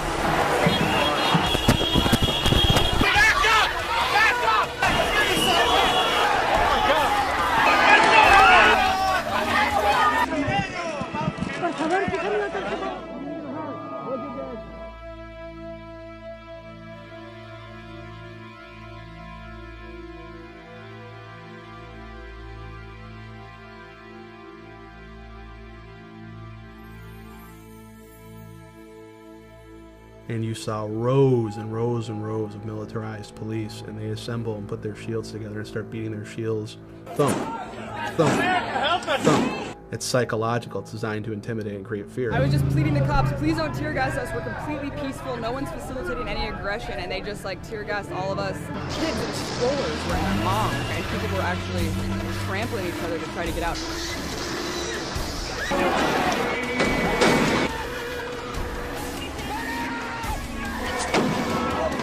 I've had conversations with police officers before and asked them about what's going on with Occupy Wall Street. Like, is this right?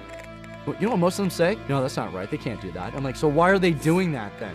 Why are they getting away with it? It doesn't only apply to Occupy, of course. It's a pattern of police brutality that goes completely unaccounted for. When she had someone call the Stark County Sheriff, her troubles got worse. You're just walking and all of a sudden...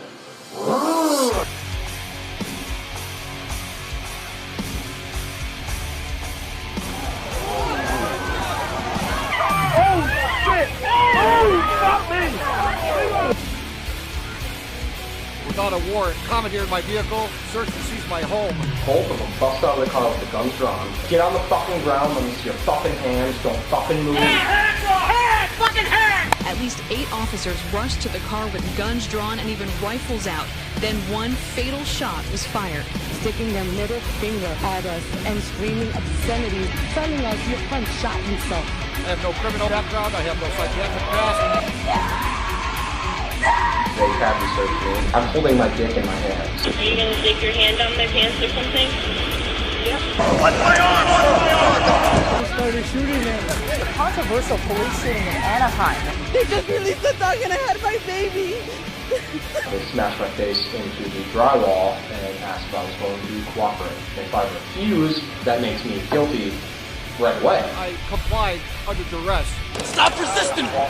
Stop resisting! I had no witnesses. If I had resisted, I would have been busted up. Could have been in the morgue. He saw a police officer shoot Patricia Cook to death in this church parking lot. Stepped out in the street and fired 5 more times. I wish I knew what the hell was going on. The American people refuse to be terrorized, except by our own fucking government. As an American, you are 8 times more likely to be killed by a cop than by a terrorist. I would rather go to jail than be dead.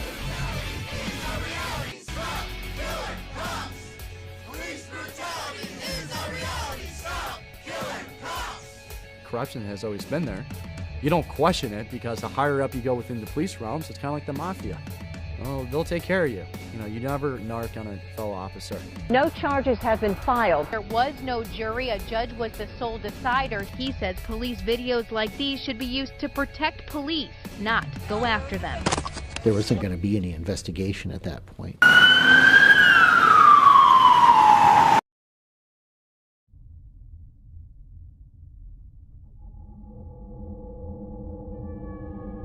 When we hear about someone challenging a police officer's authority to search them, they're often dismissed as a kook. You know better than that.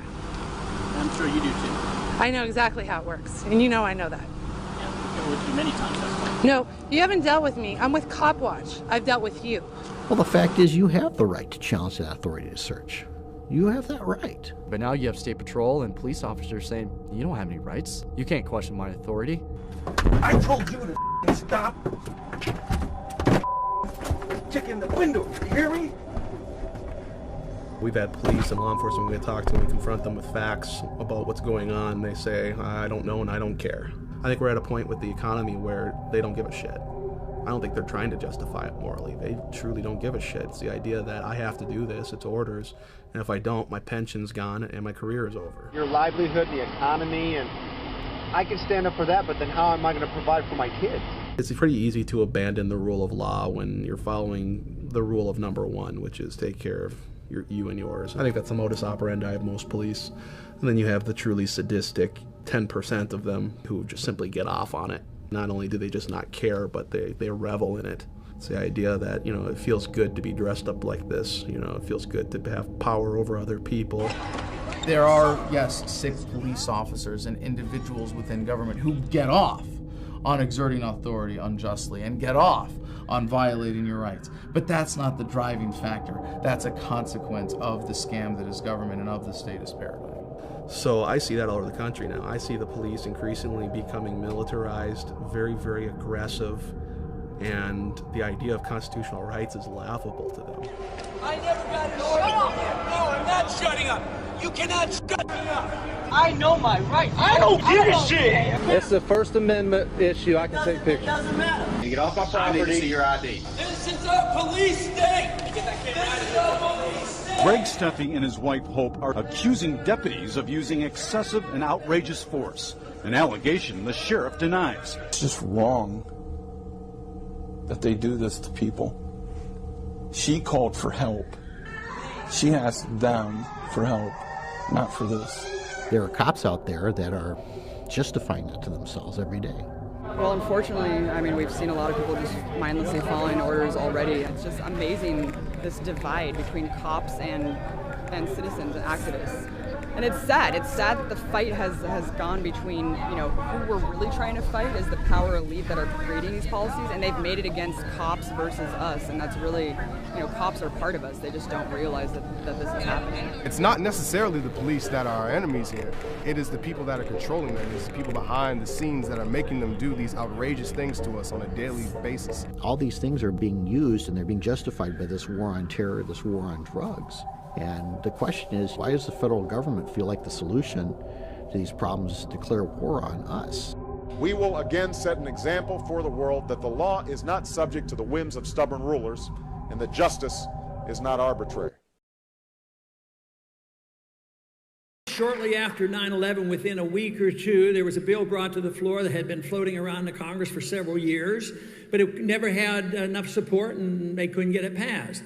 But on after 9/11, they said, now is the time that we'll pass this wonderful bill that's going to protect the people, the Patriot Act. But if they had called that repeal the Fourth Amendment Act, maybe it wouldn't have passed so easily.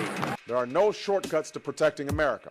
I will provide our intelligence and law enforcement agencies with the tools they need to track and take out the terrorists without undermining our Constitution and our freedom. The US is funneling money into tracking systems that are threatening to make the very concept of privacy a thing of the past. In the past 5 years, the Department of Defense has shelled out an estimated $3 billion on biometric programs, technology that uses physiological and behavioral recognition to identify people. However, the top cash cow is expected to remain government spending on security. It's always the government that says, oh, if you don't have anything to hide, why are you worried about the Patriot Act? Why are you worried about all these spy systems and data mining? But yet it's those same people that hide in private, that meet in secret, under armed guards, that won't disclose what they're doing, but they want to see, hear what we're doing.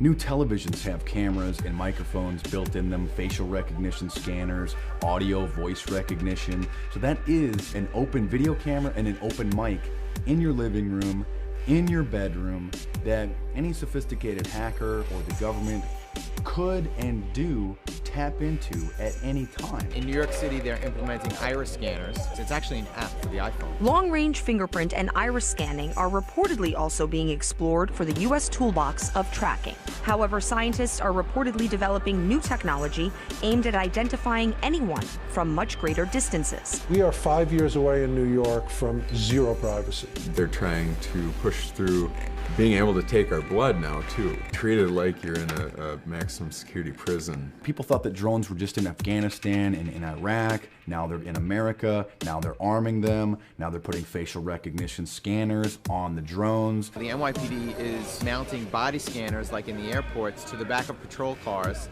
and they're going to be scanning people as they drive up and down the streets. So the Supreme Court has already ruled that the NYPD wasn't allowed to use infrared technology to do the same thing. So now they're just trying a different flavor of radiation. When I worked in the agency, this was the day before gigantic amounts of computerization. Everyone had a 201 file.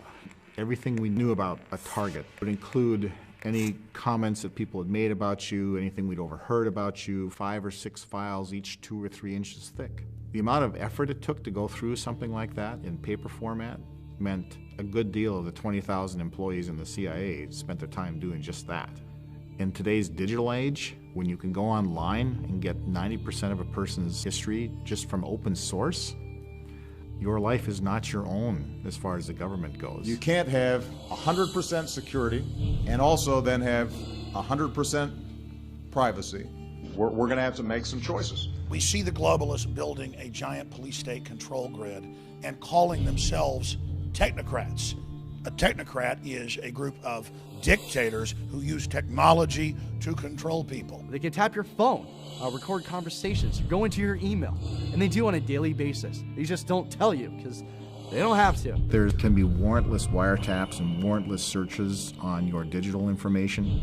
There's stuff out there that will suck your hard drive in 10 seconds or less. It's no big deal. A system touted as a national security necessity is being used to build a database where the biometric identity of millions of Americans will be gathered and stored. It is of no dispute that who you're calling, when, how long you're talking, what you're buying, all the stuff that happens on your iPhone or smart device is being used. Now, at the time, there's no legal oversight as to what these fusion centers, as they're called, there's no oversight as to how they're going to use it, but it's there. So they're fusing databases, which is the concept of a fusion center, from driver's license, criminal databases, social networking they've added to that now. The CIA could care less about all these social media because it's not sort of objective reporting on people, but the people who really care about that are commercial entities. And they're leading the way on the science of extracting all this information and coming up with algorithms to explain this person believes this person believes that. Computer algorithms that they're using can track most people's habits and what they're going to do within a 94% accuracy rate. Google boasts about that. Of course, now the CIA has noticed that, all right? And all they simply have to do is buy a commercial off-the-shelf product to find the people they really want to find. So if I use my iPhone to purchase a product, it's flagged, it's under suspicion, I'm going on a list. That will be, tucked away for a later time. That means that people can collect it and then look at when they want to. And they may only want to when all of a sudden you say, hey, I object to this. And they go, oh, well, let's take a look and see what would make you object to that. Let's see why you don't like what we're doing to you. You haven't committed a crime yet, but the second that spectrum of crime shifts over to include whatever it is you are doing, they do know where you are. If you become a political enemy to somebody, or you have an ideology that people don't like, look, right now there's a war on raw milk in this country.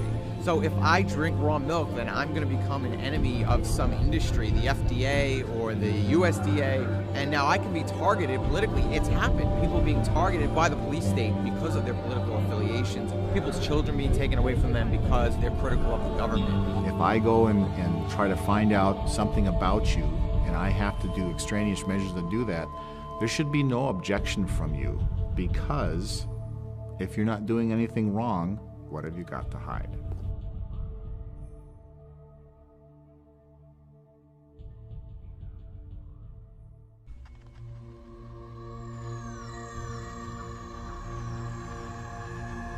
but it's very hard to explain to people who don't get it, because it's for them it's normal.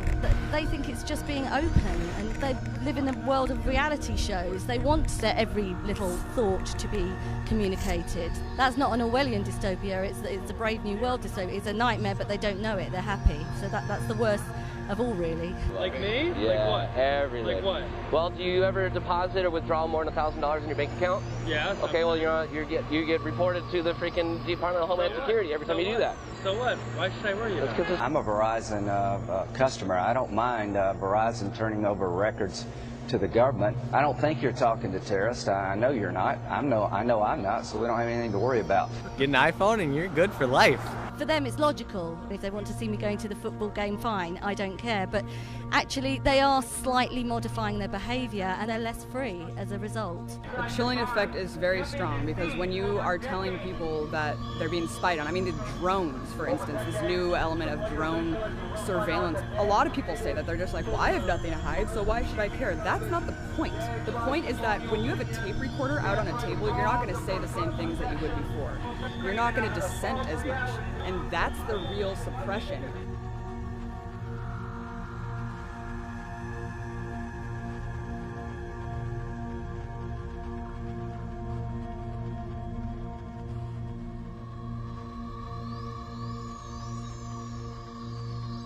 I'm worried that the new generation doesn't understand what privacy is, because they've never had it, and because everything is about sharing. And I mean, we probably the last generation who knew what it was like to be unmonitored, therefore we know what we're losing, but they'll never know. So the question is, why don't you trust us? And I tell people, because I've been one of the people who are supposed to protect America. I'm just a person. I have likes, dislikes, I have opinions, and all that stuff bleeds through to what I do. And they say, well, you can trust us because we're not going to misuse that. But they've proven over and over and over again that they will misuse it. J. Edgar Hoover had enemies lists, and he was working to make these people's lives miserable, and they were using all these federal powers that they have to destroy people's lives. By sifting through this so-called metadata, they may identify potential leads with respect to folks who might engage in terrorism. Well, we all know that their definition of terrorism in every government, every dictatorial regime, inevitably starts going to the area of people who criticize what the government's doing. When you become a political target of the gray state, they're going to use anything they can. So if they have a total surveillance state, but they can just look at your Facebook page without a warrant, now they can use that against you. And I'm convinced there are certain politicians out there that if they could put their political opponents into camps, they would just do it. They haven't crossed the line to where that would be possible. But what they can do is they can change the way people feel. And I'll offer an example of this: smoking.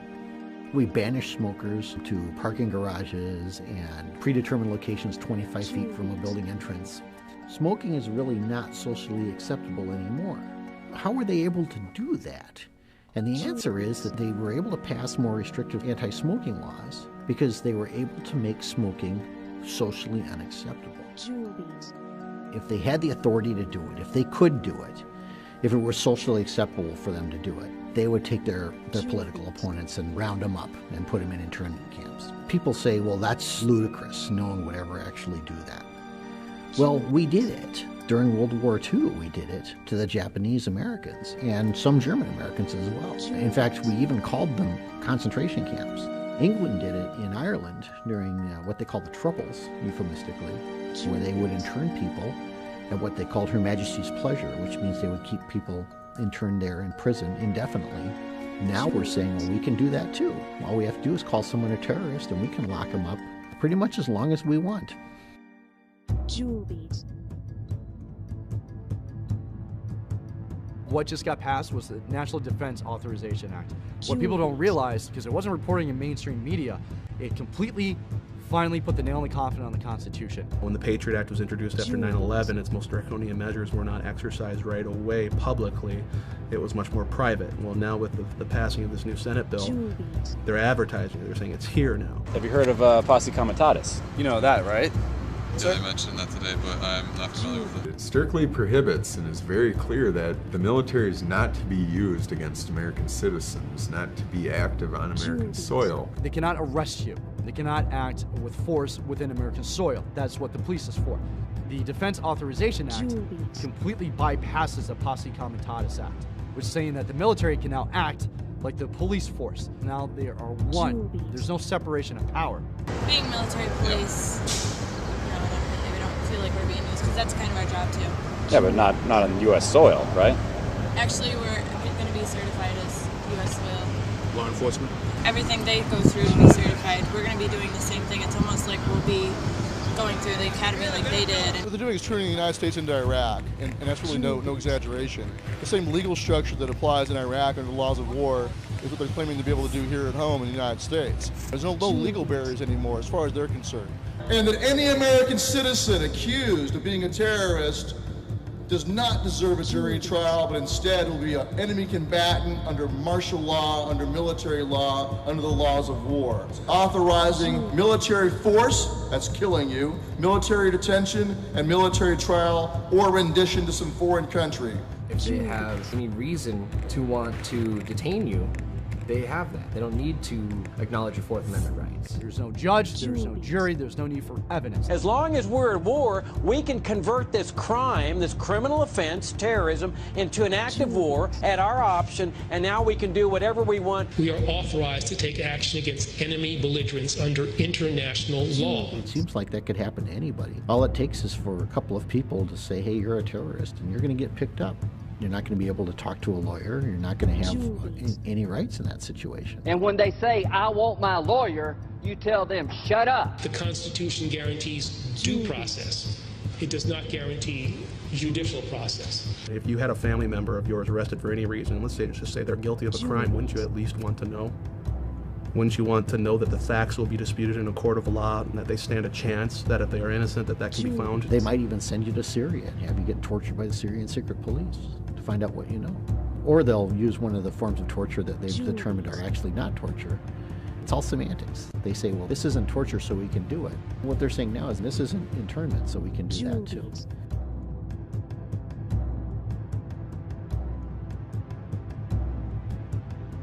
Julies.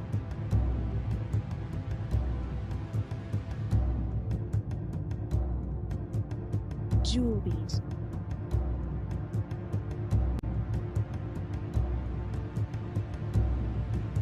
Julies. I have two words for you. Predator drones. Julies. You think I'm joking?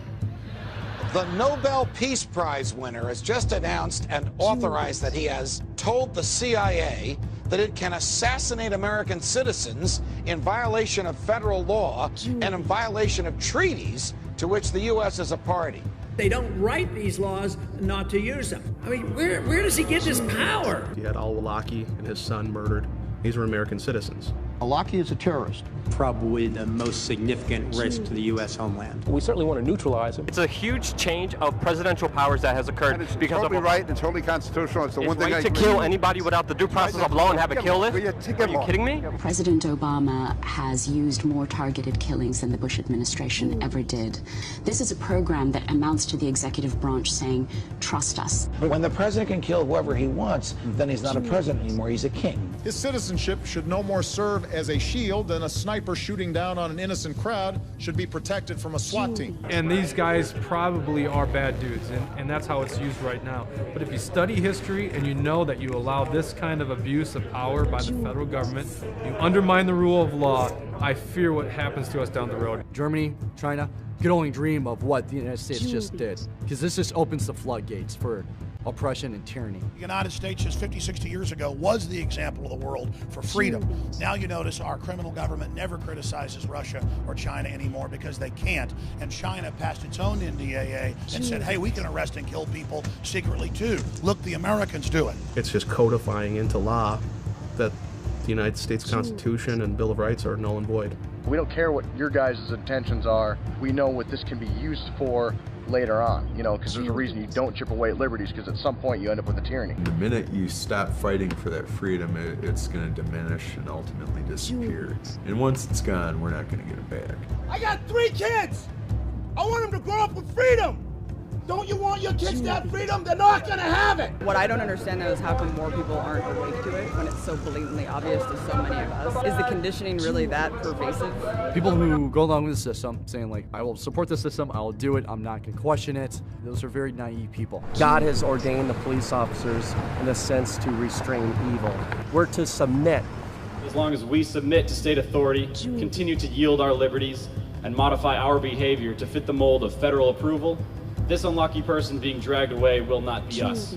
And as long as at least we believe our freedoms are not at stake, we will be allowed to return to the comfortable complacency of our padded, regimented lives. You're not safe. Just because you're working for the system, you feel like you're protected. You're not protected. We don't have that anymore, and the American public couldn't care less. It's astounding. I don't care. I don't think they're American citizens. I understand. He was a 16-year-old teenager from Colorado. I understand. You don't care? Really? No. I support it completely. You support it completely? So indefinite detention for Americans and assassination of Americans, absolutely, because Obama said it. Absolutely. All right. Happy 4th of July. Why should people give a shit? This is our country. This is our home. And we have rights given to us by the Constitution. Without the Constitution, the United States is just another piece of property, that's it. To the best of my ability. Preserve, protect, and defend.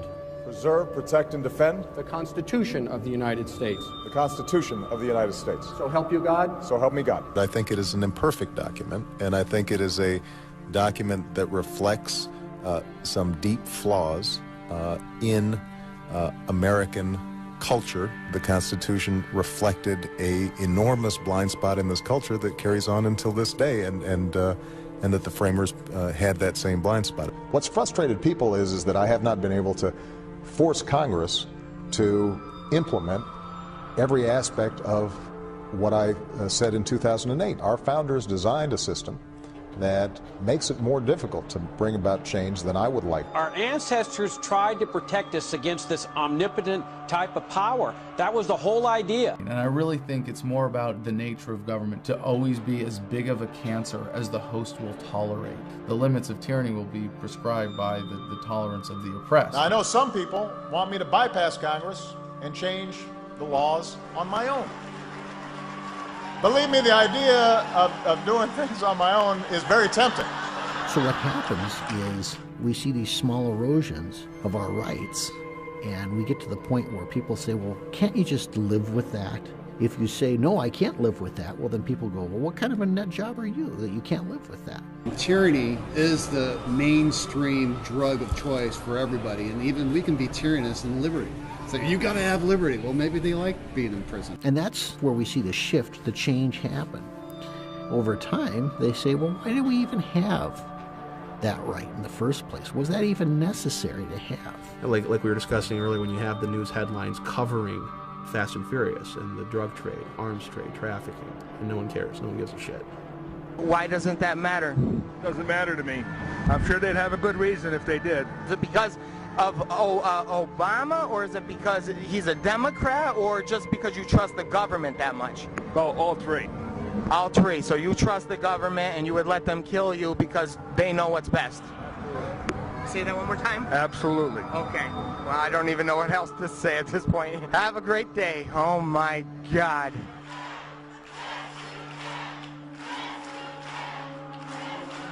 The gray state is inevitable. It's coming. Technically, it's already here.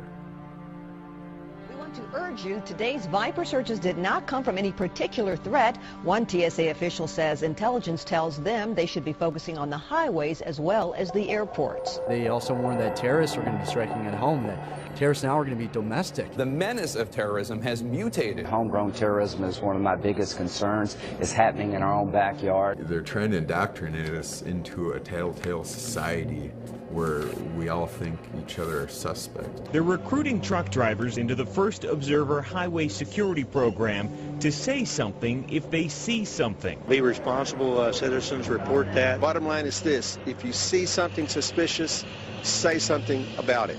Everybody should be aware of what's going on the road.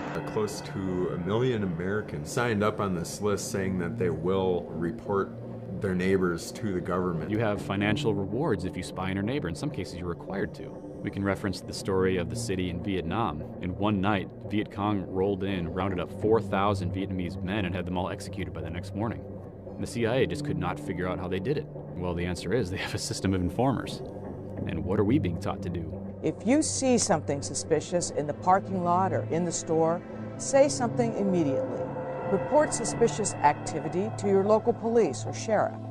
Well, what's suspicious activity? Again, in this sort of Orwellian nightmare we're descending into, people are not engaging in critical thinking skills, so suspicious activity is intentionally vague because, hell, to different people, anything's going to be suspicious. It's wrong to carry a gun, and that if you have information about people who are carrying guns, you've got to share that. Thank you for doing your part to help keep our hometowns safe.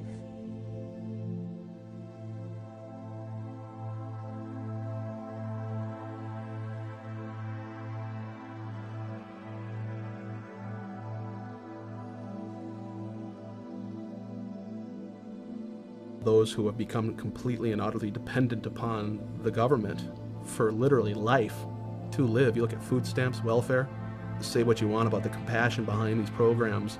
The fact of the matter is you're creating dependency.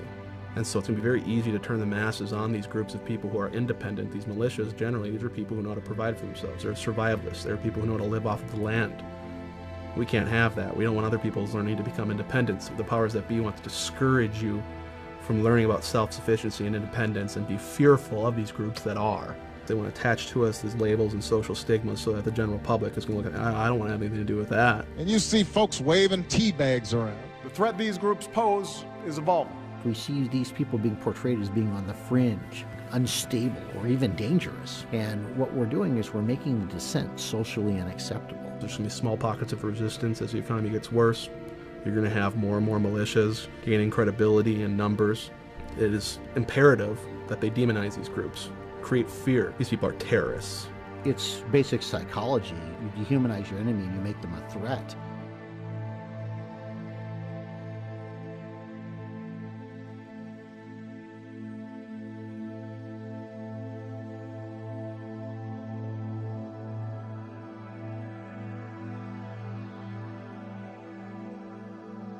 During World War I, there was an organization called the Law and Order League. They would go out on the streets and they would round up men who were the draft age and would force them to prove that they had either fulfilled their draft obligation or were not eligible for the draft. These weren't even agents of the government. These were just people. These people carried badges and they had all the authority of the federal government behind them. I pledge to be of service to Barack Obama. Yes, we can. Obama speaks on race to America. Yes, we can. Have our own dreams and do our communities face of your dreams. Yes, we can. They've been conditioned, just like the soldiers are conditioned, to hate their enemy. Yes, we can. These people are conditioned to hate their political opponents. We have these pseudo-volunteer organizations now. We really haven't defined what their role in all of this is either. We cannot continue to rely only on our military in order to achieve the national security objectives that we've set. We've got to have a civilian national security force that's just as powerful, just as strong, just as well funded.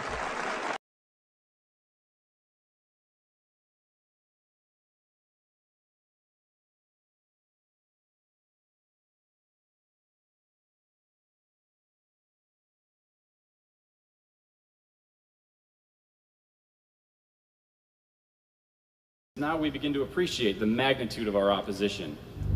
This is not an obsolete single tyrant thousands of miles away who threatens everyone's freedom publicly, but a convoluted mess of legislation and social evolution whose enforcers believe that they are working in the best interest of all and whose ranks are filled by our own friends and neighbors. They say revolutions are won by the 3%, and that may be true. But the gray state, the real gray state, is the 97% who will not have their entitlements threatened by a minority. And at the first sign that these government subsidies will end, will finally act to betray us. It's kind of working against us to care about other people. As long as they're safe, as long as they're okay, As long as they're not being searched, as long as they're not having their stuff taken away from them, I've got mine, I'm okay. And next thing you know, you've got people showing up on your front door saying, it's time to go. We changed the law and now you fit. Police department, anyone move! What we have now is the illusion of a free republic. It's called incrementalization. Hitler did not have the Jews rounded up into camps overnight. It was step by step. First they had to show their papers everywhere they went. Then they needed tattoos. Then they needed to relocate to labor camps. Then they were exterminated. To say that these things couldn't happen, which you hear all the time, oh, that couldn't happen, this is America. Who the hell are you? What, because you're American, it makes you somehow different from the rest of the world? It is not unfathomable to believe that human nature is about only a few things: power and control.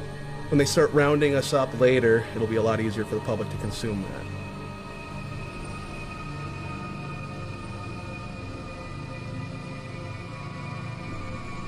Here's something fun. When you get 5 minutes out of your busy day, what I recommend doing is going on Google or YouTube and checking out FEMA concentration camps. This is some type of residential center internment camp. Right here you can see the gates, both sides. These both have barbed wire on them and they're facing inward, of course. You can see it's all fenced in right here. Once you cross this threshold, you're in there. Now these residential areas can house over 30,000 people at one time. Now, are you telling me that there's 30,000 people in one location that we need to be worried about? Look at Germany, an advanced civilization, and they fell into a despotism in a span of 10 years after an economic collapse. It can happen here. You think it can't happen here? What's this concentration camp thing you're talking about? What is this thing about bringing foreign troops into the United States? What scenarios do you live in? This is a historic pattern. This has happened in the past. Documents are out, the detention camps and the internment camps, the re-education camps. They're hiring for positions in these camps. These institutions are becoming active at the same time that this defense bill was passed, and now that the economy is on the verge of collapsing. There's no markings of any type of business. This is not a correctional facility. Got a call from a buddy of mine that's serving in the Army right now. He's saying that this is already staffed. They already have military personnel on the grounds. Something is going down. You know something's on the horizon because people, look, they don't do this just to be safe. They do it because they're prepping for something. They're preparing for something.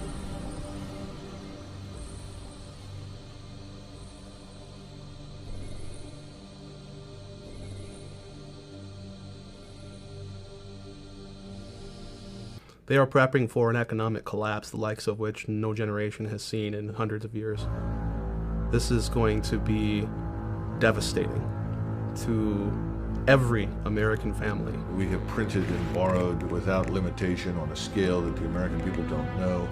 In so doing, we have destroyed the value of our currency and our property. All of these things are going to come together. It's kind of a perfect storm. We are already in the abyss, and our empire is unfolding right now. Our monetary empire is unfolding before our very eyes. People say, when's it going to happen? When's it going to happen? Motherfucker, it's happening. It's happening right now. It's happening right now. And what you see happening already in the markets is a reflection of the recognition that we are tied to what's happening in the Eurozone. We've already shipped trillions of dollars over to the European Central Bank in the hopes that they could postpone this inevitable collapse. We are about to plunge headfirst into the third world, the prosperity you and I grew up with, the cheap access to food, clothing, fuel. Never again. Looters are running free. They've been patrolling downtown all night long.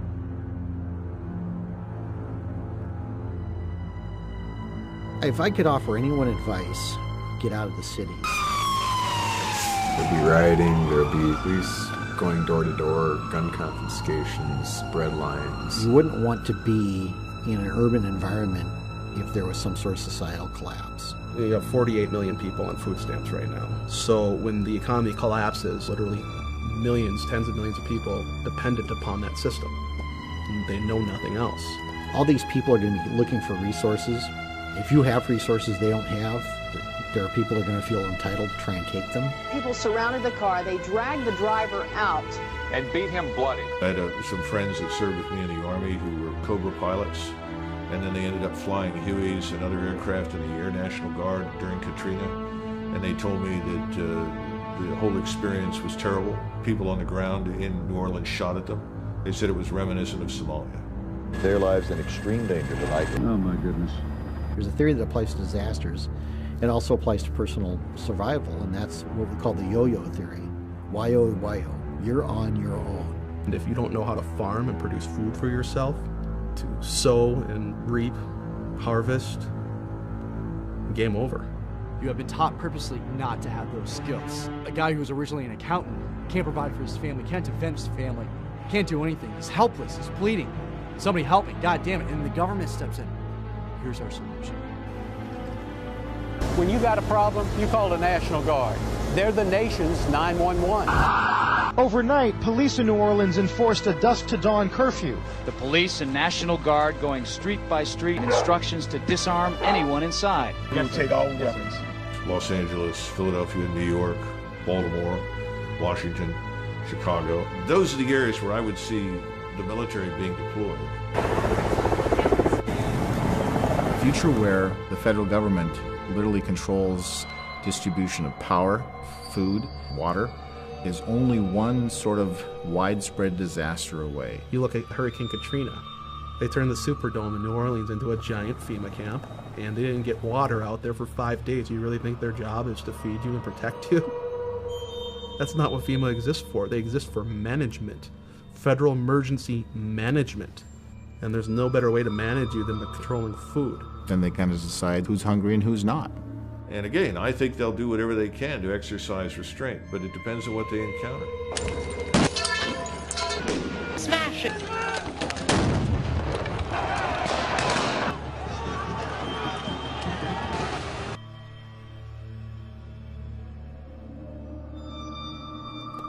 It'll be easy then to play off the American public against each other. If you are unable to produce food for yourself, you're going to be more likely to take human life to have someone else do it for you. You're going to be more likely to say, yeah, the government's murdering militia members, but if I don't support that, who's going to feed me? You might have to pick sides someday. Are you going to stand with your neighbors? Or are you going to stand with the government and get fed? What other option will you have? Fabric of society is changing before us. We are definitely looking at a transformation of our society, and it's not necessarily a good thing. And so what we're calling on active duty military and police to do is to simply stand down and to refuse to comply with unlawful orders. But if they continue provoking violence, violence is what they're going to get. That's not what any of us want. You don't want to think about the stuff that you're going to have to do. I mean, shoot an American. Yeah. What I fear is that the powers that be understand that their time is limited, that eventually we will win if given enough time. My concern is they will try to use the only tool they have, which is force, to try to crush the revolution before we can be successful in a peaceful manner. That's my great fear. What people need to realize is that they are creating this problem. They want to push people over the edge to create this chaos. They're going to try to capitalize on it. Their vision for what's next is a global Fed and even more power. Power being stripped from the people, being stripped from the communities, being stripped from the states and centralized and then internationalized. And what you're seeing is the various powers of the world are positioning themselves on this grand chessboard, like Zbigniew Brzezinski of the Obama administration wrote about. They are all positioning their pieces because they know this system's going down. That's the dirty secret. It's all planned. They planned it because they knew it was going to fail.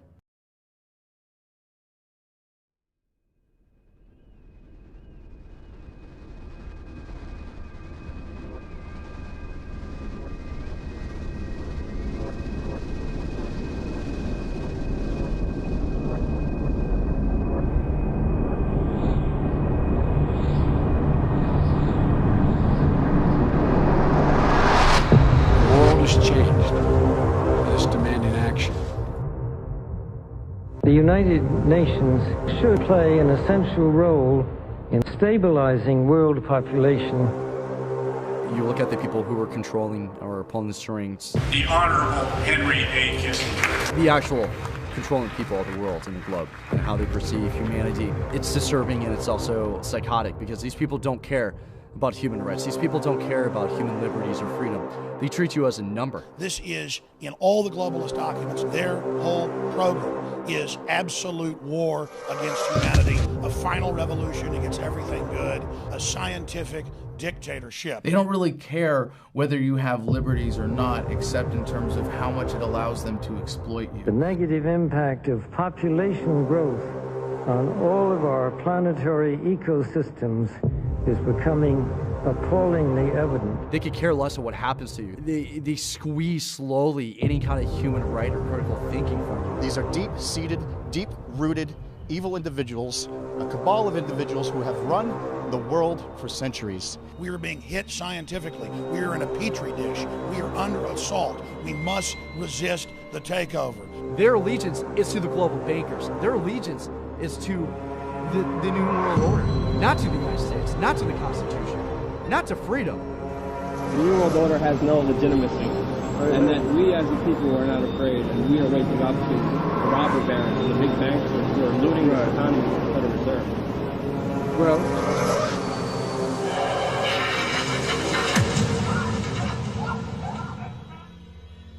if we decide to be sedated consumers in perpetuity and to effectively adopt the title of sheeple, then yes, I guess the Republic as we know it could go out of existence. And within the next 20 or 30 years, we'll look at something like Brazil. Tens of millions of people living in poverty, with a very few people at the top controlling most of the capital and dictating the lives of everyone else. We have become decadent. We've become proud. We've become arrogant. And worst of all, we have abandoned our Bill of Rights. We've let them take it. If we allow democracy through negligence and carelessness and the crude ambition for money, power and glory of politicians to be handed away, as we already have in Britain, to a supranational entity which we do not elect and cannot control, then you become just another police state. The freedom of the people will no longer be guaranteed by their own voice and their own vote. There will be an increasing gulf fixed between the governing class, which will wield all realistic power, and the governed, who will wield none. We'll be right back to square one, and all the work of your founding fathers will have been carelessly set at naught by the very people to whom you have entrusted the defense of that Constitution against all comers. You are violating the most sacred oath you have taken. You are listening and obeying orders from tyrants who are taking their orders from the big banksters.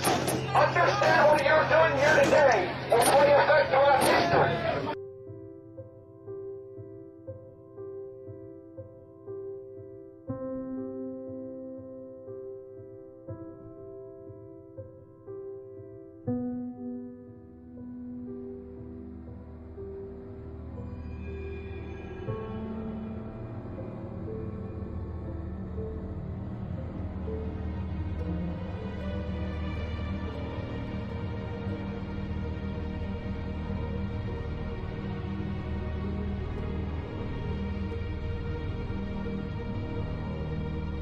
The hour is late.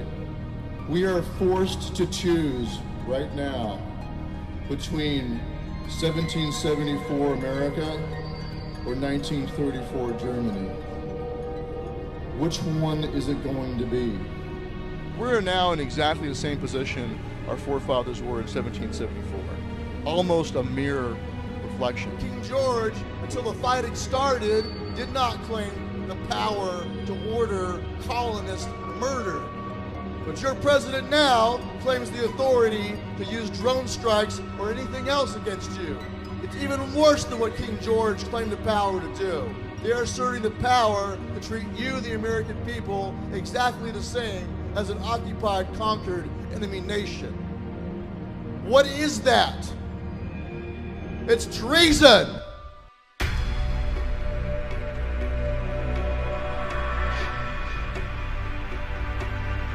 We have three ways to deal with the government. We have the soapbox, we have the ballot box, and we have the cartridge box. They catch you violating their unconstitutional laws, they will, when they please, send armed men to work their will upon you. And people, innocent of any crime save the one these tyrants created, will die resisting. If it came to the point they started rounding people up, I would resist. I would not go to the camp. I would rather die in the street with a gun in my hand than die in a camp. You know, if I have to die, I'm going to die a free man. We will not die! You wish to stay free and to pass down that freedom to your children's children. You can do no less than become the lawbreakers that they have unconstitutionally made of you. You are the modern American revolutionaries, but unlike them, all you have to do is preserve what was already given to you by the blood of other patriots. You have to make sure it's not in vain. As long as your heart beats, as long as you draw breath, you have a duty to stand. We will not comply, and we will resist. Accept that fact. Embrace it. And resolve to be the very best, most successful lawbreakers you can be. And you will stay free.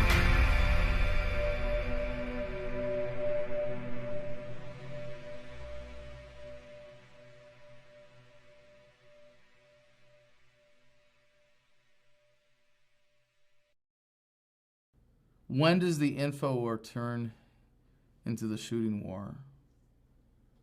For the individuals who are put in circumstances where they're justified doing violence against agents of the state. It already is. For the people who defended their home against a police invasion were found by the Supreme Court in Minnesota that they were justified in resisting that invasion of their home. It was already a shooting war. For the insurgents in Iraq and Afghanistan defending their home, it is already a shooting war and not an info war. And for people that are directly threatened by the violence of government every day on the streets in the United States, it already is a shooting war. But the way that you defeat it is by winning the info war.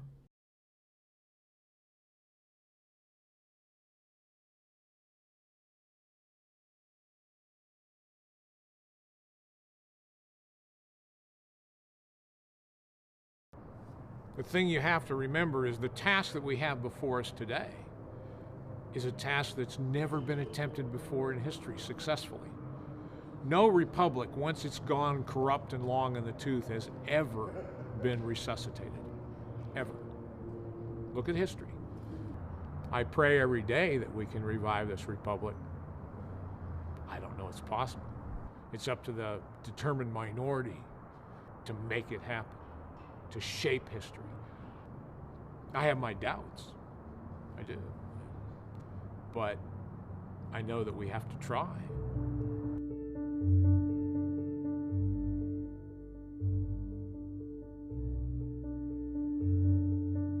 We're coming to a point in human history where statism, I think, is coming to an end because people are waking up to its true nature.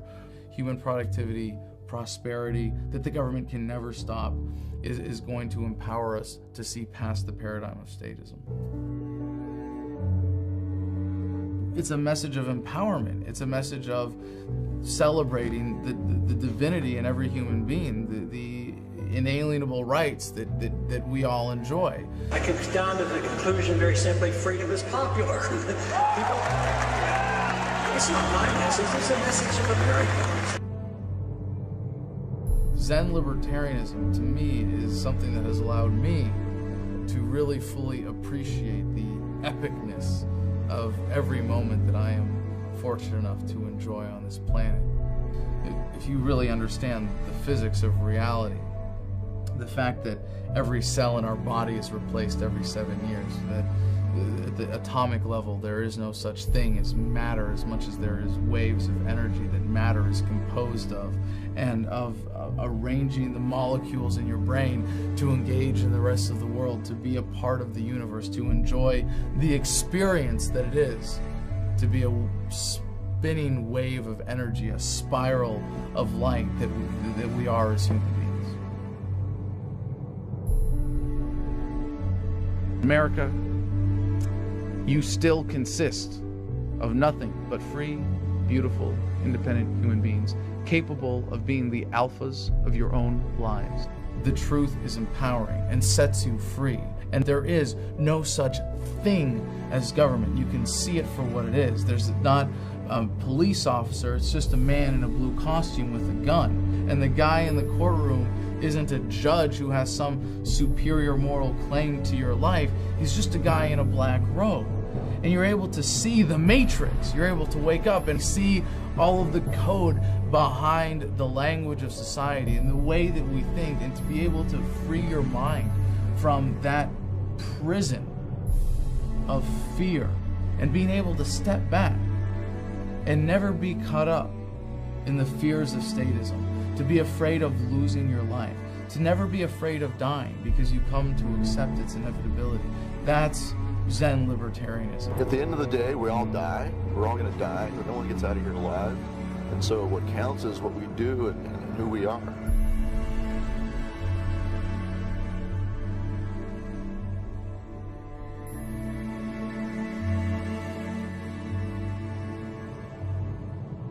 We really need to wake up, and we need to say, we're not going to use violence to enforce this. We're not going to use force to enforce this. We're going to settle this in a more civilized manner.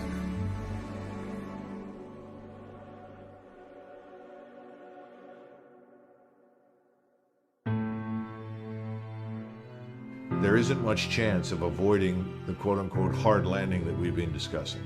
It is a precipice that some states have already plunged over, and that the federal government threatens to follow. What can you do about it? It's the same thing that's been going on since the beginning of time. We have no power. That's the other lie. The other lie is that these systems can't be wrecked. They can be wrecked simply by an individual saying no. Let's be a man in America and a woman. All we gotta do is stand up and say no. There will always be somebody who wants to be free and is willing to fight to defend that. Human beings need to be free in order to achieve their full potential. Love is the core of this second American Revolution. We do have the power. It would be startlingly easy to reverse all of this, is what people do not generally understand. The elites in every case always believe they are invincible, and they never are. Regimes always fail, and it's only a matter of time before everything comes crumbling down and a new beginning happens. Freedom and being free will always be there. All we have to do is essentially refuse to play ball. You get enough people to do that and just refuse to go along. It doesn't involve a bloody revolution. And in fact, for this one to really truly be unique from revolutions in the past, it has to be that way. And that's it. And it's up to us, guys. This is no joke. Tyranny is the old idea. It's over and done with. We don't need more tyranny. Change this country, go back to our roots, decide that we want to live in a free country and not in a country rapidly drifting toward totalitarianism. We need to reverse the course. I want you to imagine this. Imagine if every single soldier, sailor, airman, and Marine understood what you understand, knew what you know, felt what you feel about freedom. Imagine if they had that conviction in their hearts and in their minds and in their souls to be a warrior for liberty. Would you fear them anymore? I'm letting go and releasing this medal because love is the most powerful force that we can employ as human beings on this planet. I don't want us to suffer this again, and I don't want our children to suffer this again. So I'm giving these back. And it's been said that you should never doubt that a small group of people who have firm convictions can change the world, because that's the only way it's ever happened before. It's a bright time, it's a hopeful time. I'm looking forward to seeing what happens because they are on the run. You know, we're on the march and the empire is on the run. One drop of truth, as you know, is an antidote to an entire bucket of bull. But once your eyes are open, that's it. You're taking the red pill, and from that moment on, you are lost to the elites. They no longer have any power over your mind. Ideas spread, they can't stop them. An idea whose time has come cannot be stopped by any army or any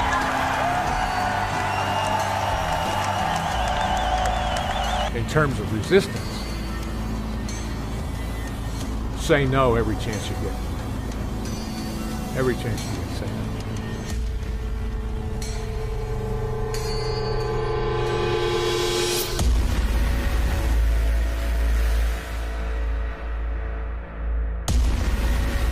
Let no man say we did nothing in this, our darkest hour.